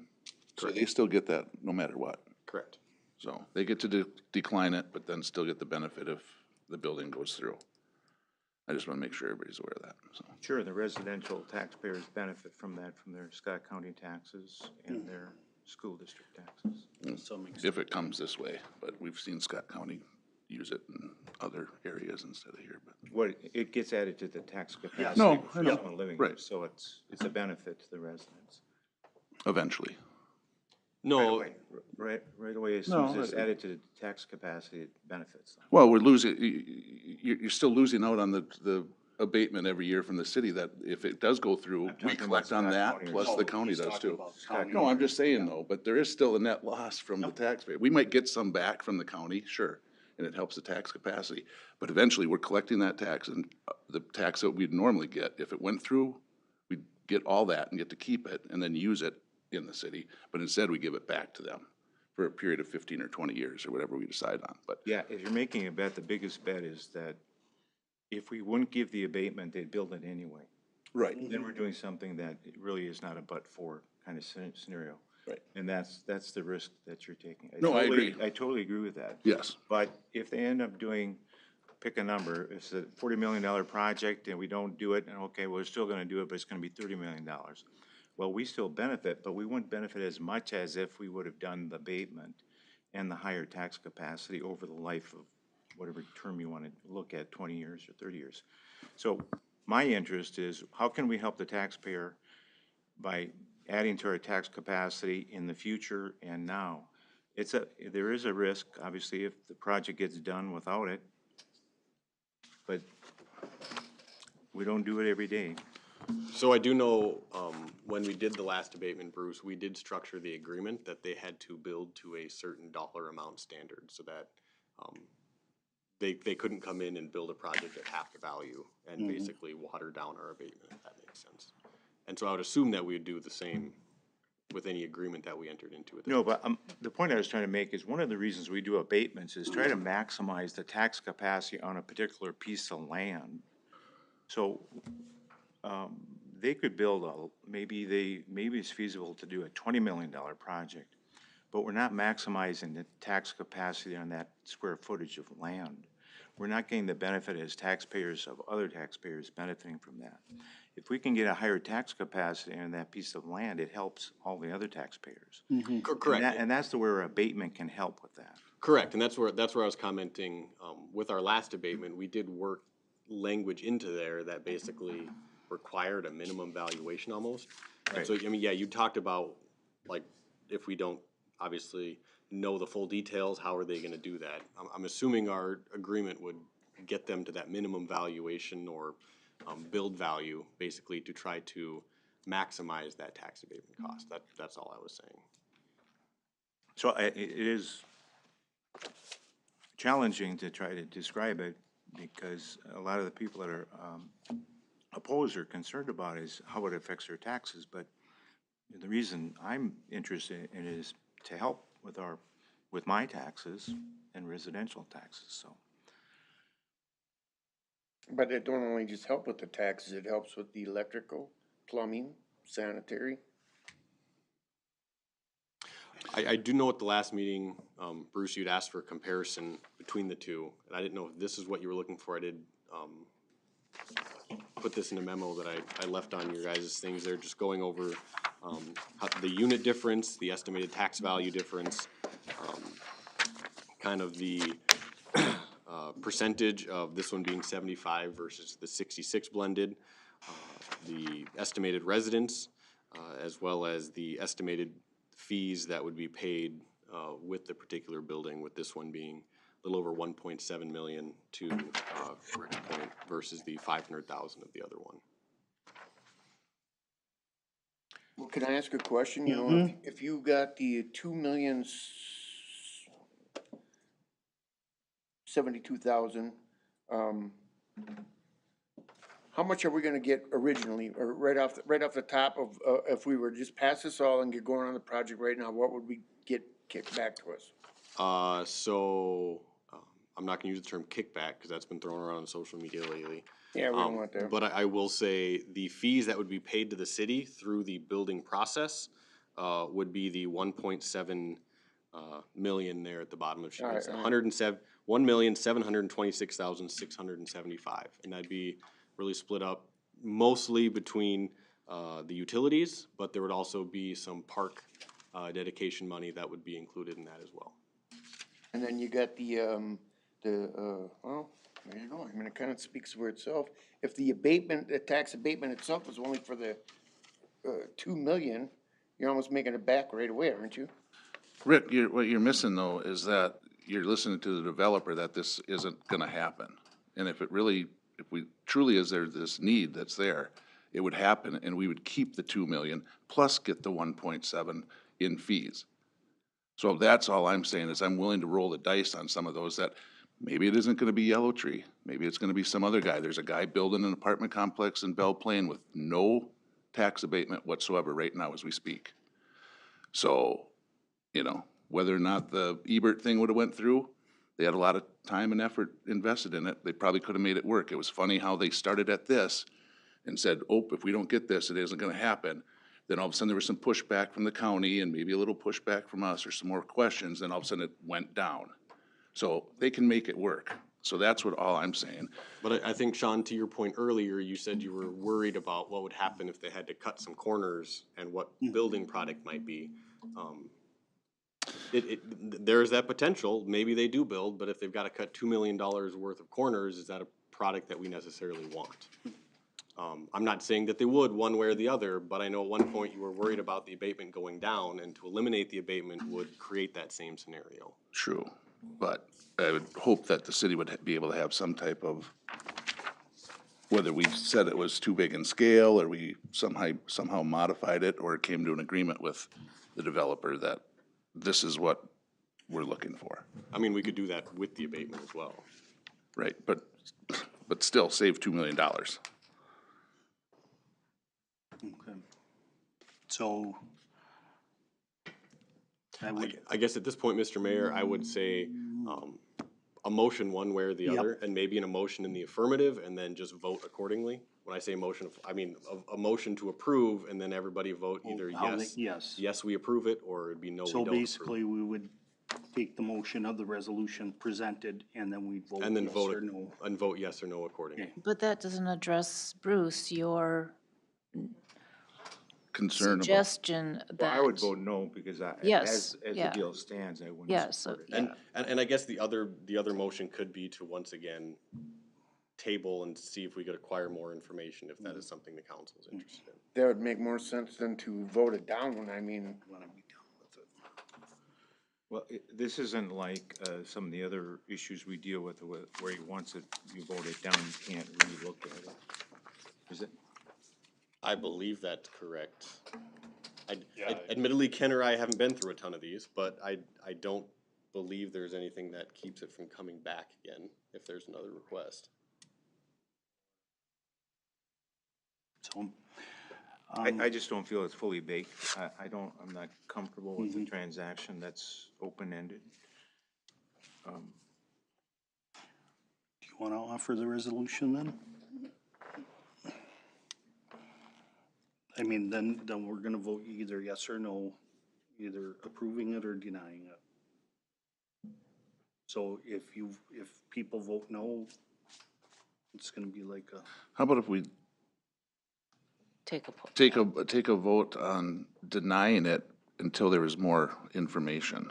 We just word it differently. Then everybody could say yes, if that's the way they're leading. So we can certainly go that way. I know generally my recommendations are always to try to vote in the affirmative as much as possible, because I've had council members that then get confused. Okay, am I voting yes here? Am I voting no here? Exactly what I'm getting at. But yeah, it'd be up to you guys on however you would like to handle that.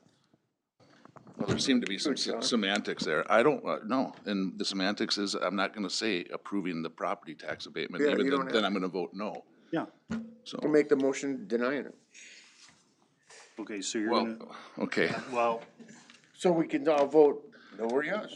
okay. I'll make a motion for resolution 24-11-18-01 that we deny the property tax abatement until potentially some of these questions are answered. That's confusing to me. yeah, All right.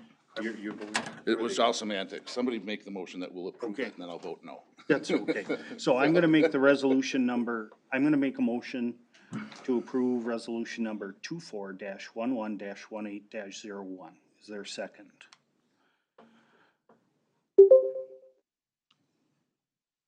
That means it failed if there's no second. Motions can also die due to lack of a second. No. Okay.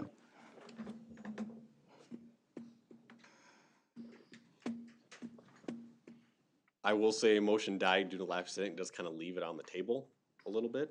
And so, I guess we will certainly talk with Yellow Tree and see where they want to go from here, as there was not an outright denial. Okay. So now we're gonna move on to the next item. Approving certain actions by the New Prague Economic Development Authority.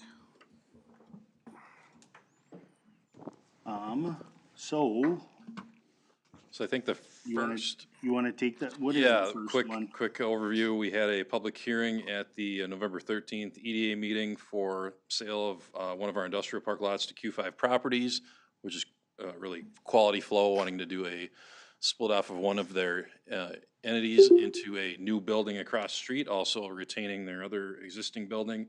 EDA did approve that. Sales for a little over $184,000 or $2.15 a square foot. And they would build on lot 5 of block 2, which would be basically directly west or east of Brick's Boatworks. So EDA did recommend approval, and we were looking for a resolution that would ratify their actions that the EDA took, so we can move forward with the closing on that sale of that lot. Okay. I'll offer resolution number 24-11-18-02. Is there a second? Second. There's been a motion by me, seconded by Rick. Any other questions or discussion? Hearing none, all in favor say aye. Aye. Opposed, motion carries. Go with the second one, please.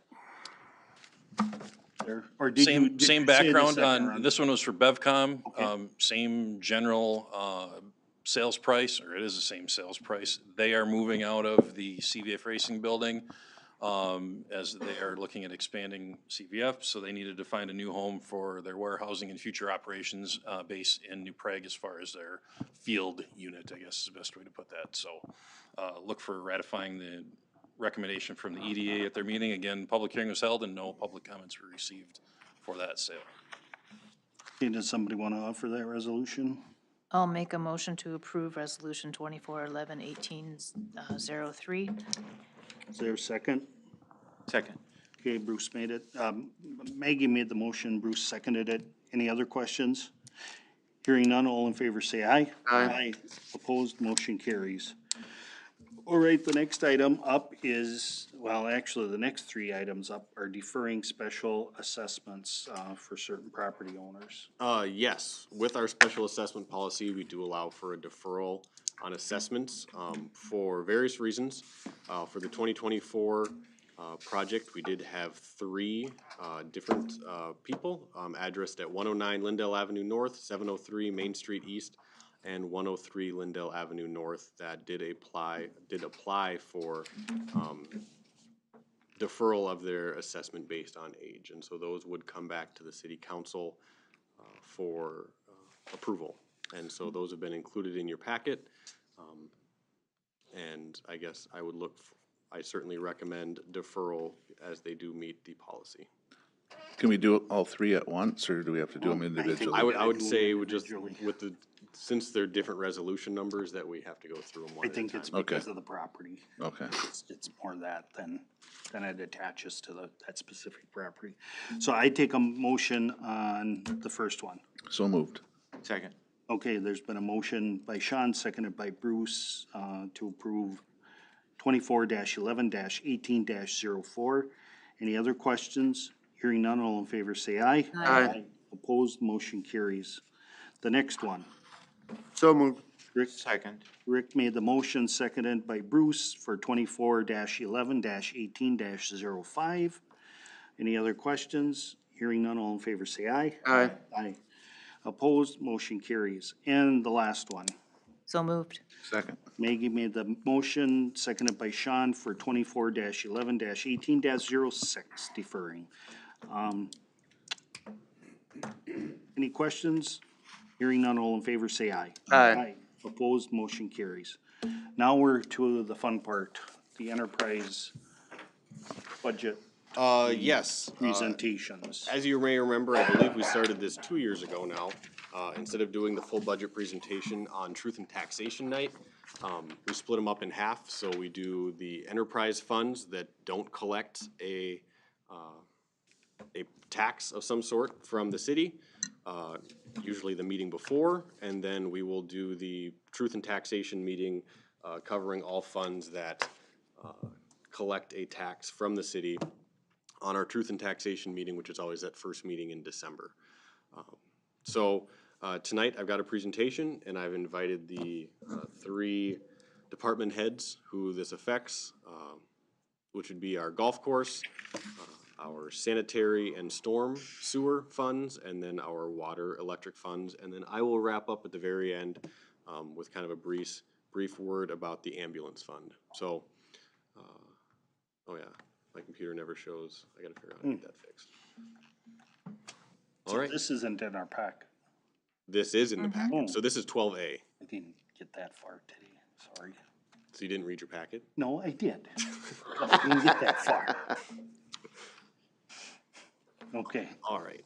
So up first, I will have Kurt Ruling come and speak about breaking records and all the fun stuff, right? planting flowers. No, I just want to thanks for the time. My name's Kurt Reeling, owner of Golf Professional Enterprises, which is the independent contractor that manages the New Prague Golf Club. Do I have to give my address and everything too? No. I'm kidding. In the packet, this will be a quick one, even though sometimes I get a little long-winded. But we had a really, really good year. It was hampered a little bit in the spring by some weather, and we didn't quite hit 30,000 rounds of golf. That's a key number that we use for budget purposes. However, the revenues were good. That supported that. Just a couple highlights you'll see on that first page. Something that a golf course always keeps track of is who's had the lowest score. We actually had that record broken this summer. Nathan Proshek, that Proshek name's been associated with golf in this town for too long. Ended up with a 61. The old record stood for a year and 5 days. But anyway, so that was very important to the history of the golf course. We get daily comments on not only the grounds and the playability, but just the staff. And we had a couple people say it's really easy to play golf here in town. And to me, that's one of the highest compliments. I'm very proud. I don't want to sound like PJ Fleck, but very proud of the culture we have at the New Prague Golf Club there. We've gotten members from area courses that prefer to play here. We've gotten employees from area courses that prefer to work here. And we're fortunate to have gotten some events from area courses that would prefer to play here in town. So very, very happy with that. I just wanted to thank Holly Werner, Jill Cash, the food and beverage staff. Again, just makes it real comfortable for everybody, not only to play golf, but to enjoy something to eat and a beverage afterwards. We just, again, very proud of like I said, the culture. They enjoy checking in. Our staff's polite. They enjoy the golf course. It's in great shape, and they enjoy summarizing their round up in the third floor grill and bar there. Junior golf programs, I can't thank Dan Pulse, Jerry Brown enough for those. That's our feeder program. Again, we've done well over 100 kids with lessons, leagues, and we put it online now to sign up, and it sells out in like 3 days. So we're very happy with that. Could we do more with it? Kind of not. They fill the golf course. And it's 1 day a week. It just seems to be a good balance out there right now. I know last year with your help, we were able to secure a new fleet of golf carts. Everything there was like we talked about, like we promised. Our fees were down for rentals, and we didn't run out on the weekends, and they were well received. A little bit of warranty work here and there, but the manufacturer was on the spot with that. Just today, actually, we took them all out of the staging area, all 60 of them, rinsed them off, and they're behind the clubhouse waiting to be stored in the shed. So that all went good. Next page, it's listed as 285. Just a couple of financial highlights. Again, I know it's been a long night, a lot of pressing topics, but everything looks really good. Again, we had another good year. One of the things is our membership. It's gone over 400 individuals for the first time. For sure since 2011 that I've been affiliated with the management team, but that's guaranteed revenue up front, which is great to work off of, and then you get more players there too, to spend money on the ancillary items, stuff like that. So very, very happy with that. The other thing that's happening now is the outdoor activity. When there was COVID, golf was one of the first things that was opened up, so there were a lot of new people introduced. It's been a little tricky training some of them, but they're coming around. So a number of them are actually starting to enjoy it to the point of buying a season pass, which is great because they're kind of putting their faith in us. We can't make them come to the golf course, but we can make them come back, and that's what's going on right now, which is very nice. As you can see, the revenues are up, and we're fortunate too to have dollars in the cash reserves now for first time in a while. So we have some equipment needs. There is a list of those in there. A lot of the equipment at the course, if you've ever looked closely at that, is well past its useful age, but our maintenance staff has been keeping it together nice. So we're fortunate that we have some cash reserves, so we don't have to bond as many dollars as we have in the past. And all those items that we are requesting on that CIP are just going to enhance what we have already. Can everything be better? Absolutely. Absolutely. I'm not up here saying this is a foolproof thing, but again, very happy with, like I said, the culture out there, and that's it's the only hospitality in town, and we're just fortunate to have the staff and the cooperation with the members and patrons. And I'm going to keep it that short unless anybody has any questions. What is a adult membership now? Well, what we've been doing is we're promoting a first year membership. Okay. And we've been getting a number of those every year. That's only $800 for unlimited play. Okay. A regular aged adult is in the $1,100 range, which is it's comparable and maybe a little bit on the low side in the area, but we've also are showing the most number of members too. So we jokingly told the previous city administrator back in 2011 that we want to make $1 million, but we want to make $1 off of 1 million people. And it's kind of going that way now. More people are coming out to visit, and very happy with everything. So, Thank you. Kurt, could you explain the 5-year equipment certificate that's worth $100,000 beginning in 2026? I will speak to that. Okay.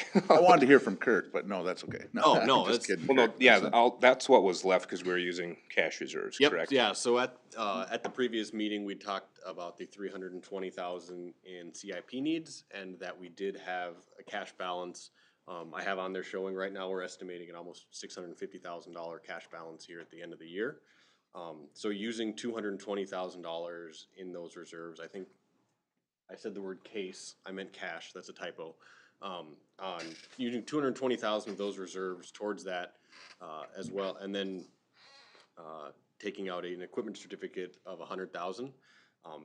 Generally, in the past, when the city has done equipment certificates, whether it's for the golf course or for plow equipment or fire truck or something else, we are able to put those on to our bonding that we do for street project or something that next year, and then but it's a certificate that we pay out over 5 years instead of the normal 15 like most bonding. And so we'd be paying out a little over $100,000 a year, or not 100,000, a little over $20,000 a year for those 5 years, when you calculate the interest into that. And so it's basically our ability to borrow for equipment instead of always paying cash for it.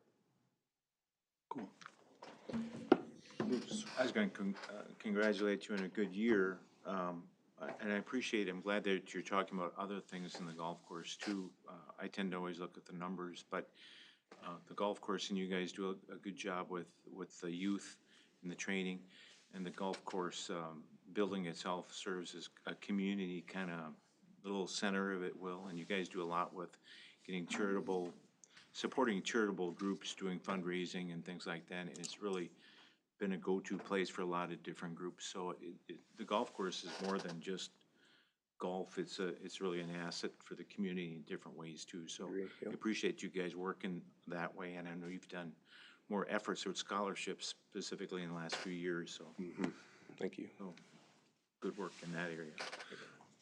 Josh, I don't know if you want to speak on this too, then, the 35% increase in operations, and that was changed, how the capital equipment is shown in the budget. Could you explain that to us a little bit?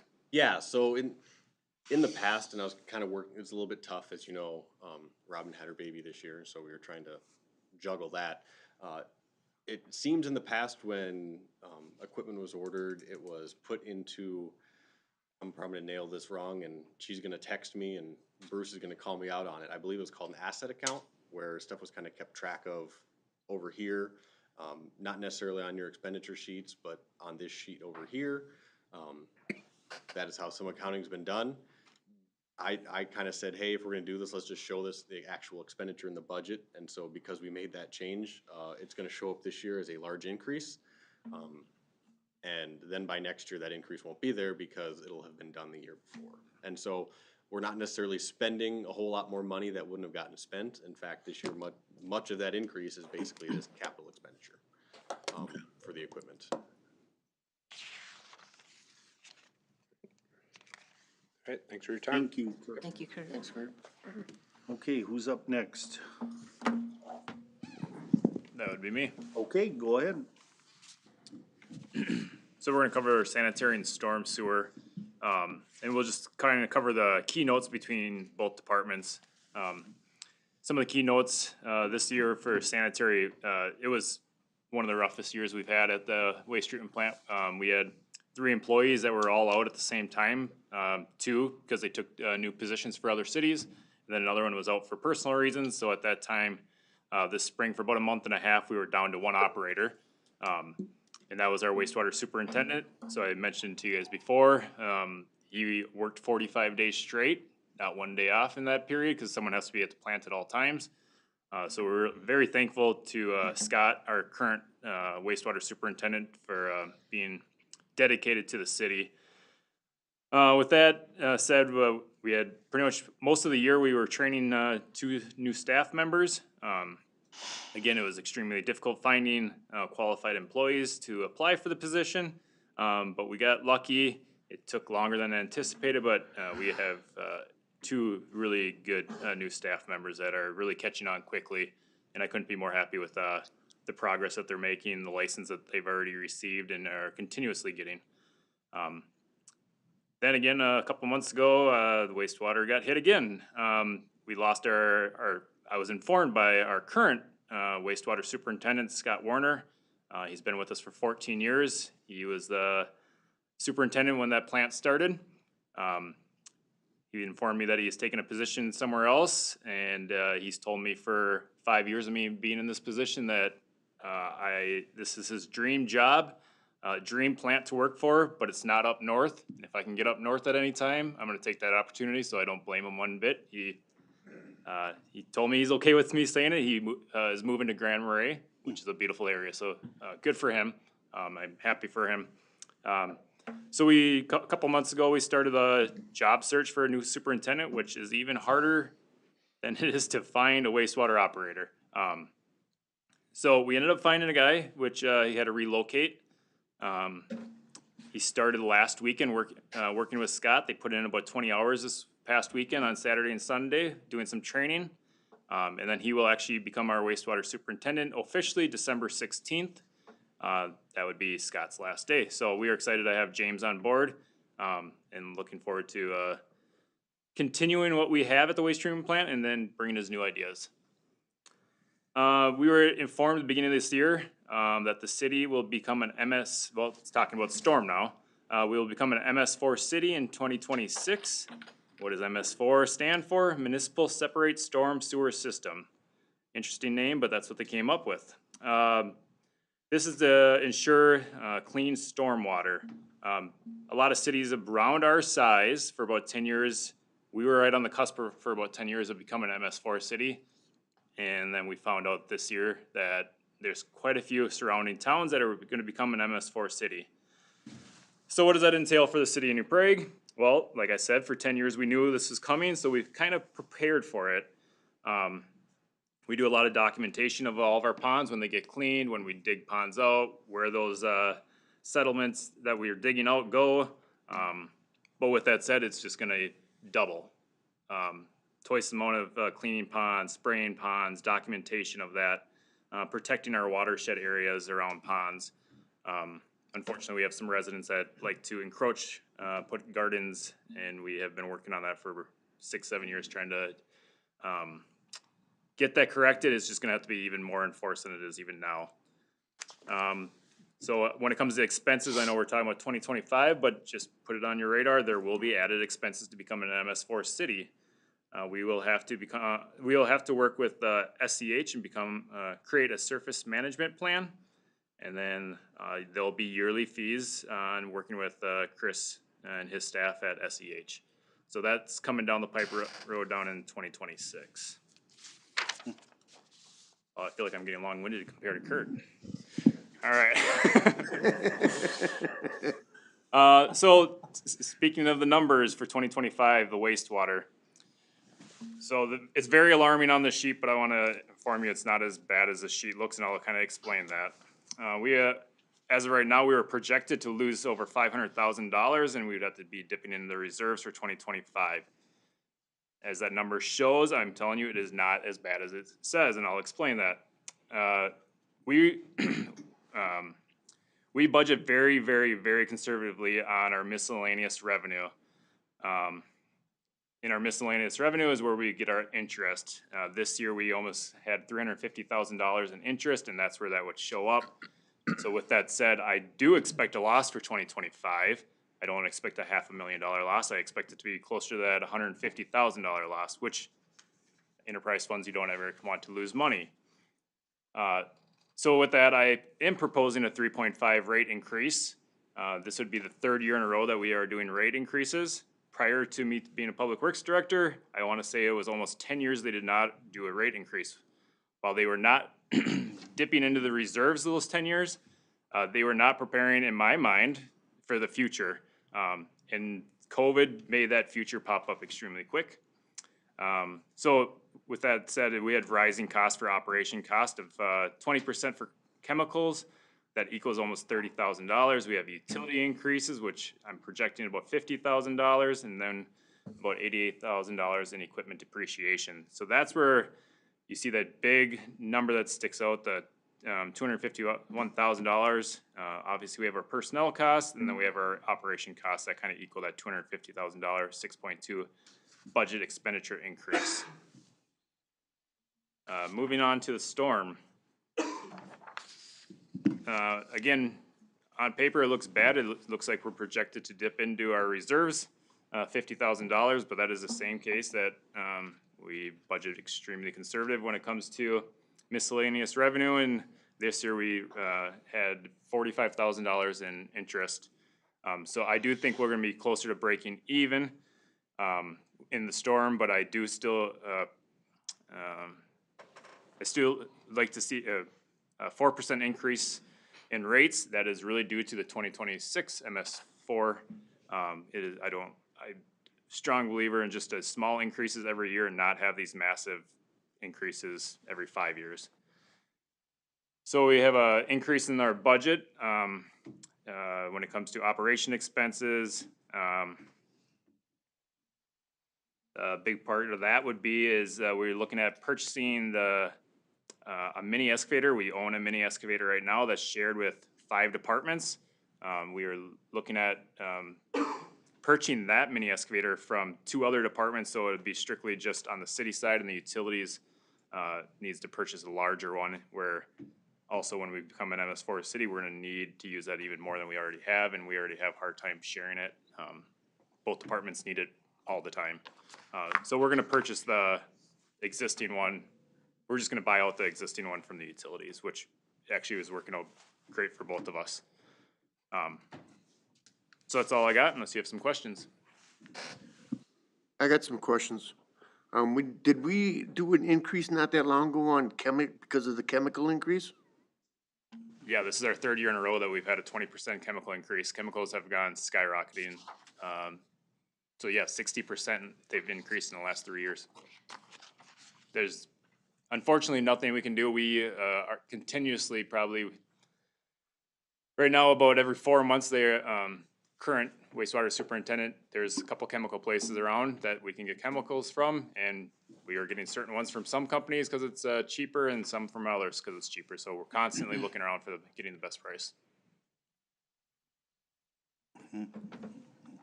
Thank you. I had a question. Any other but questions I for can't Matt? remember what the heck it was. On the increase, the three, so that takes in Cedar Lake also, right? I mean, out there, that sanitary district. Yep, they get notified in January about the increase. They have 3 months they have to give them a 3-month notification, and then that kicks in. So yep, anytime city residents get an increase, so does Cedar Lake Township. Okay. Well, do you notify them then, or you're just gonna say that as of the first of the year? Are you gonna notify them right away or the first of the year? First of the year, we send them out. So, so March would be the first they get billed? Yep. April, yes. Yes, April 1st it would be. Yep. Thank you. Bruce, you're up. Okay. Kind of like Matt was saying, we've got a little bit of a different year this past year. I mean, obviously in the water and electric usage is always weather dependent. So with the mild winter, we started out almost 2 million kWh behind on just the electric sales for this year, early in the year.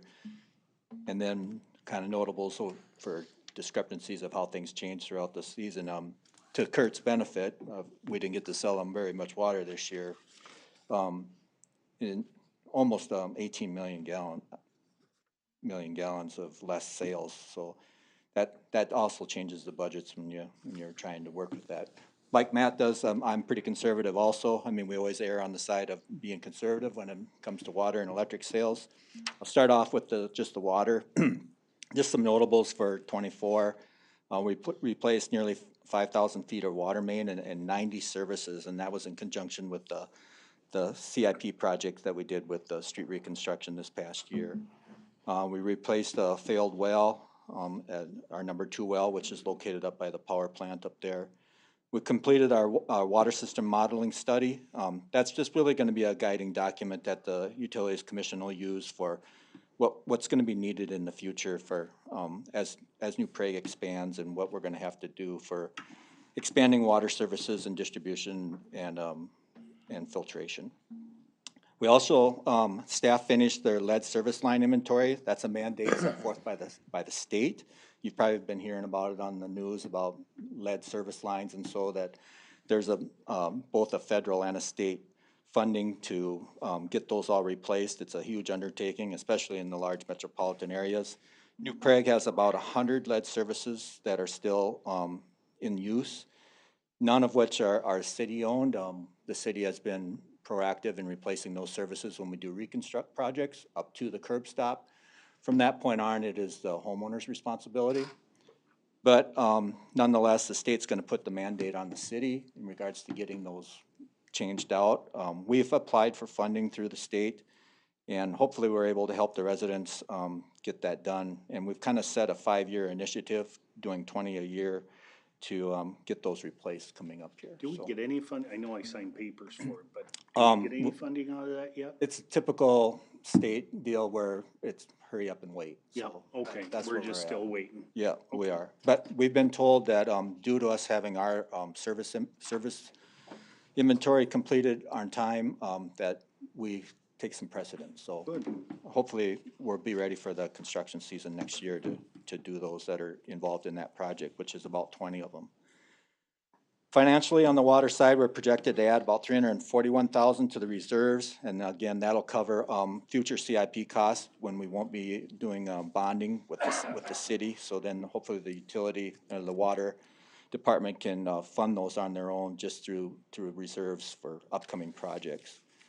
We had an increase of about 179,000 in projected revenues, and that's really needed to cover the bonding cost. Over the last few years here, we've bonded nearly $3.5 million for CIP projects, and so now those are kind of coming due here. So having to pay higher interest rates and obviously real large projects, with one more to come yet in '25.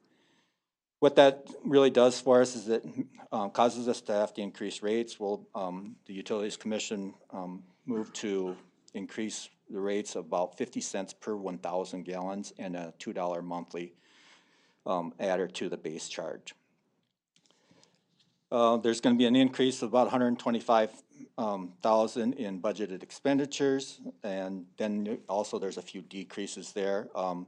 Really, those expenditures are to pay for depreciation and bonding, and then the decreases come in some of the distribution cost. It's really just like plant maintenance, that type of things. It really kind of is the projects that we are picking on to do here in this coming year. We've also decreased personnel. We're actually, we used to share a position with the street department, and Matt and I have decided to forego that for right now. And on the water side, I'm going to give it a try here for a year to see once if we can do without that half a position, and we'll just see how it goes. May have to add staff going forward. We'll see once here how it goes through this coming year. We're hopefully, if we can get through this coming year with the large CIP projects, then after that it'll be more just the maintenance, and we might be able to make it through with just having 3 staff members instead of 4 or 3.5. And then there was a slight increase in admin in general of about $6,000. That's an overall about a $2 million budget for the water department. And so the next sheet just kind of depicts the rates. I'm always a little hesitant to show rates in comparison to other communities, but it's still a good thing just to have a marker for yourself to kind of know how you compare. It's truly evident that the cities with really high rates are cities that have had to put in new filtration or large distribution additions. You can see like Montgomery and Prior Lake and St. Peter have had to put in new filter plants or large capital projects in the past 5 years or so, so it really shows up in their rates. You can see what currently we're like the 3rd lowest with our rates, and we do a winter and a summer rate. And I base this on about a 5,000 gallon average, and so that puts a monthly usage at about $39. And then I also included what our new rates will be and how that ranks us. Keep in mind that none of the other cities here, they don't have their information in yet in regards to what they're doing with rates. I'm going to think that they're pretty comparable to what New Prague is doing, if not higher, just due to them having really large capital projects at the same, going on just like we do. Any questions in regards to the water side? Then I'll move forward with the electric. What's the difference right there? Is that the spread, the purple and the New Prague 2025 rates? You got a key up above with blue and green, but. Yeah, that's just the monthly base increase. Yeah, so the purple is would match the blue, and the yellow would match the green. That's the I new see, rate. okay, all right. New rate, right? Yep. In 2025, yeah, it says that. Yep. On the electric side, again, large CIP projects, we try to stay 1 year ahead of the city's CIP projects, and then essentially what that is our initiative to underground the entire system. And this year we installed nearly 20,000 feet of new underground distribution lines and 65 new home services. So they were currently overhead, and now they are residential. And talked to staff this past week or last week, and they said we're down to having only about 28 overhead services left in the community. on residential. Obviously, we've got mainline feeders and industrial feeders, and so they're still overhead. But I would You mean dare to those- say in a couple of years. Those are houses, when you Yeah, say? 28 overhead services left over. Wow. So, and I just did a little looking back today. It's been darn near a 20-year initiative, but over 2,000 services that we've put underground. So, we installed commercial services to scooters and to Scott equipment, and then a few upgrades to other commercial services, but no other new ones. We've replaced the cooling towers at the power plant there. That was a $225,000 capital improvement that was paid for by our power supplier. Most all of that plant up there, the O&M and the employees there are under our contract through SIMPA, so we're able to recoup a lot of those expenses. And then we installed some fiber optic services to the dog park just for future cameras and so. And then to the new Parks Department building, we tied in their fiber. Just a note in regards to that, the New Prague Utilities, or City of New Prague, maintains all of our own fiber lines to almost all of our communication points. So every city building, and I think, Matt, we really got down to maybe 1 or 2 lift stations. Otherwise, every city facility, pump station, water filter plant is served by New Prague's own fiber distribution. So it really enables us to do a lot with like SCADA control and communication and monitoring, even cameras, that type of thing. Financials on the electric department, we're projected to add about $380,000 to reserves. Again, that'll cover future CIP projects. We currently have no debt on the electric department side. That will probably change here as I talked last week or 2 weeks ago in regards to adding future generation facilities. There was a decrease of $69,000 in budgeted revenues. Again, that just changes according to what I project for sales. I typically project out 5 years or so on the water, but on the electric it can change a lot more drastic. So I kind of trend year to year, and then it just ebbs and flows. One nice thing about the electric side, if I'm not selling the energy, I'm not buying the energy. So we keep that margin in there pretty close in regards to that.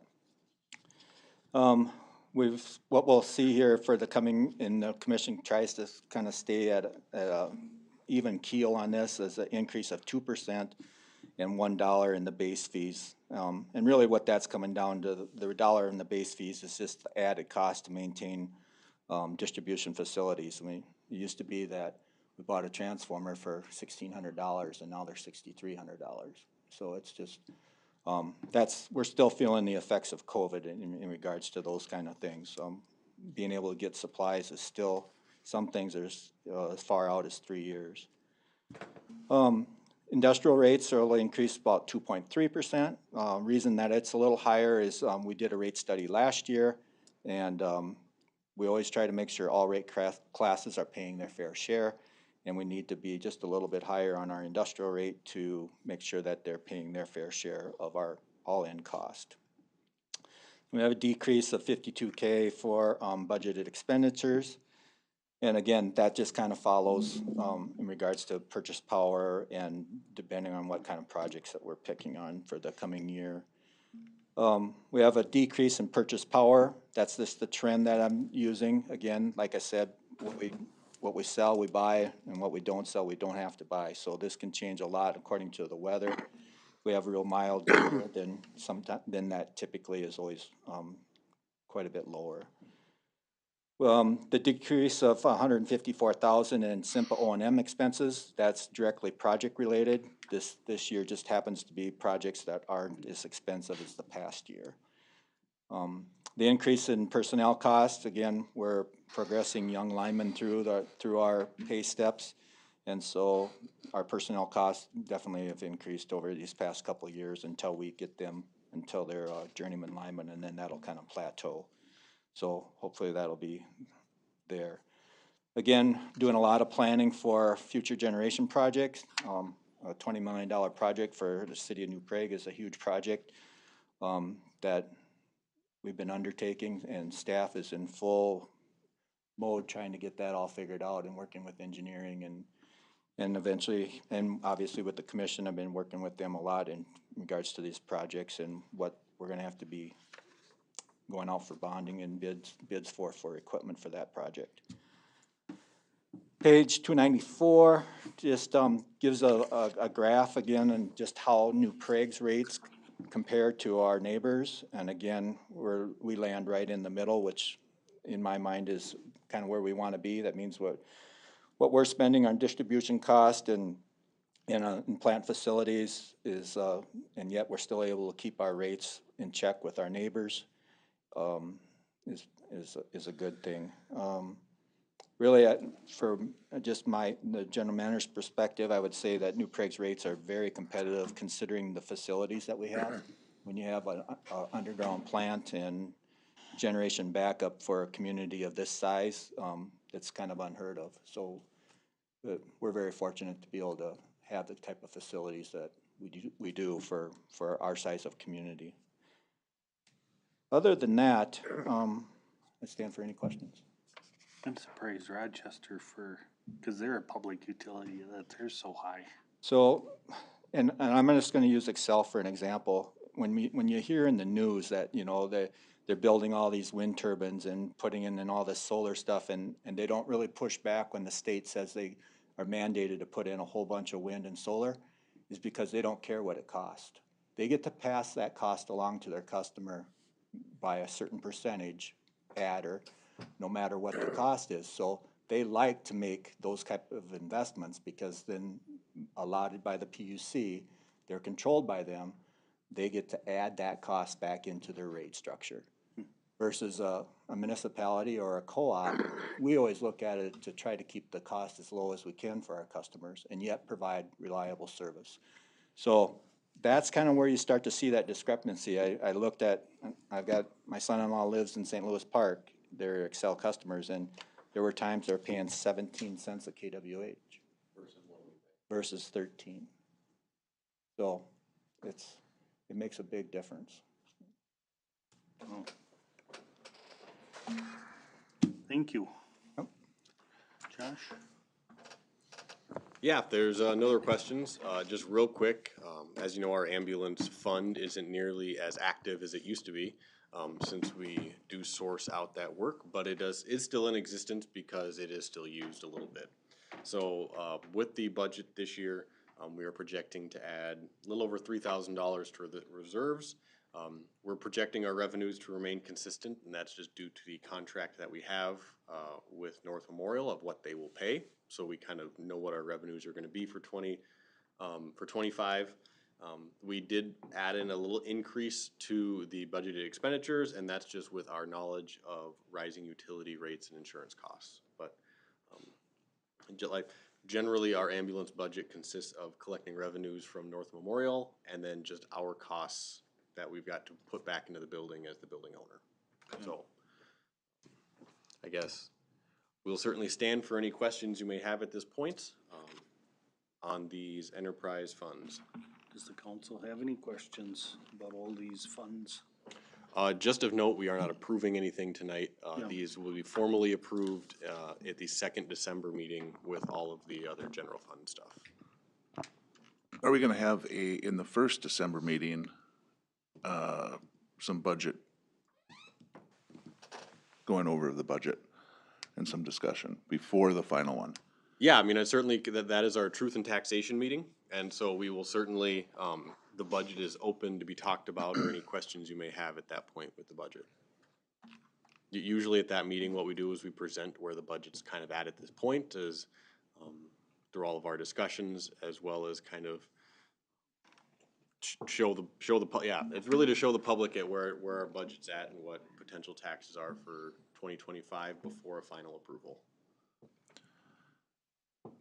Has city staff looked at any other alternatives that have been brought up at other budget meetings to perhaps lower the proposed levy increase? So I mean, certainly anything that we have in the visioning document could be taken out, I guess, if the council as a group says, hey, we don't really want to do this in 25. And I think there would certainly be obviously budget savings to any of those that got taken out. And we can certainly have those conversations if the council wants to. I just know that as I've presented the visioning document kind of going forward, there's really been no, I guess, majority council that wanted to say, yeah, let's take this out versus leaving it in when the conversations first started. Cause what is, we're down to like 10.1, right? Yeah, 10.1 Somewhere and change, there. yeah. Okay. Which, yeah, that's 10.1 in 1 year, but as you remember, we did 0 last year, so Mhm. it is, Yep, it is kind correct. of closer to 5% over 2 years. Did we, I don't know. do you anticipate the first meeting in December, to be, is there a lot of other issues that are gonna be on that? I would have to go back and look. I don't believe there's a ton. There was a hearing request. I believe the city council received that from a local homeowner who got a violation for was it a deck? Zoning, something. Front porch, received a violation, I believe. I got at least emails from 3 of you that may have received that. I'm assuming you all got the email. That hearing will be on December 2nd. Otherwise, I generally try to devote as much of that meeting to the budget as possible. That way, if the public arrives, they don't have to sit through a bunch of other stuff, as well as gives enough time if people come and have questions, they can certainly voice that. No, that's great, thank you. I just didn't want the budget issue to be pushed back to 9 o'clock at night. And No, everybody, the board included, being tired and just rubber stamping it without taking a good look at it. Yeah, that generally is the center of that meeting every single year. Thank you. Josh, you mentioned the 10% number, but, I think last meeting we talked about, we had estimated savings on that bid we received on the zoning, thingamajig. Of 33,000 or something. That is correct. So that should bring up a little. I haven't seen what that final number is. I mean, I know Robin's heard that, and I think she's been working on that, but, there will be, cause you're right, we saved, was it $22,000? Which will be close to 0.5%, in savings. Okay. All right, I'm gonna go around the horn. Rick? Nothing. Bruce? I just had a general question, because I read an article about 911 fees. Do we pay any 911 fees to Scott County or Leesburg County? I know we do. I don't know off the top of my head. Do you know, Tim? 911, do we pay 911 fees? Do you know? We do. From a city? Yes. And then the taxpayers pay it from the county as well? Yes. That's, I believe that's my understanding. I can double check on that. Just Yeah, to make sure. we can certainly get information on that. You pay 911 fees also in your phone bill. I mean, of some type also, so. I don't know if. Well, I can't recall where I read that, but there's a dispute. I'm not sure if it's a lawsuit from some cities, or some conversations or negotiations of why is the city paying a fee when their taxpayers are already paying a fee to the county? So I just wanted to make sure, is that legit or is that different fees or? I will do some checking on 911 fees and get that information back to you guys. And see if it's even an issue or if it's something else. And it didn't seem like all cities in Minnesota had this issue, but, I'd actually like information on it too. They're getting paid by 3 different entities. Phone, us, and county taxes, so. Yeah, I will dig into that and try to become a I'm 2-week not sure if expert the on phone it. isn't a federal. Well, but it is I don't know if that goes to the state or who it does. But anything else? Not that I can think of. Okay, I don't have anything. Sean? I'd like to see some of the facilities, the city facilities again. I know I'd asked about it a while ago, but I kind of put it on the back burner, but, I don't know if anybody of the other councils looking for a tour, but I still have yet to see the new, Bruce's utilities. So how about this, investment Sean? chart. I will put it as a end of the meeting agenda item for December 2nd. If we want to potentially check calendars in like January at some point to have what amounts to a special meeting, because we'd be having at least 3 people get together, but it can be a meeting to tour some facilities. Well, I might be the only one, but I don't know if anybody else. And if I do join in, I'll be driving separately, otherwise we'll have to rent a bus and all that crap again. I don't wanna do that. Okay. We should wait till it's, and we could wait till Yeah. spring too, Oh, I yeah, guess. till Yeah. it's nicer Till it's weather, nice, yeah, we I don't never have to thought, do it. sure. I'm looking forward to getting on that snow. Okay, well, I will put it on a future agenda item to discuss as a Good group idea. if we wanna try to come together. Okay. Maggie, I do not have anything. Josh, Nothing. Ken, Nope. Bruce, Kim, Matt? I just wanted to make the council aware that I had another resignation letter from a parks staff member. That'd be my second one in a year and a half that is leaving to go to a community less than 10 minutes away. It's very difficult losing staff to a nearby community. It is one thing to lose them to a large community that pays substantially more, but now that we have communities nearby that are paying substantially more, and I'm losing these staff members that we as taxpayers pay a lot of money to train, it's getting really difficult. One, to get applications to fill these positions, but it takes 6 months to train these kids in, these, not kids, but I'm guessing, it makes me old when I say that, but these, when we train these people in and then a year and a half later, we pay for a Class A driver's license CDL, we get them all trained in, and then they leave to a community 10 minutes away, so just want to put that out there that I know it's not easy, and you guys got a lot of difficult decisions, but I just wanted you to know that there are two sides of it, I guess, that decisions do have consequences, and obviously, these are some of those consequences that we're dealing with right now in the Public Works. That's all I got. Okay. I take a motion to adjourn. So moved, second. Okay, there's been a motion and a second. All in favor, say aye. Aye. Aye. Opposed, motion carries. You want to second your own motion, Sean? No. No, I no. gave that to Maggie, we tied, so.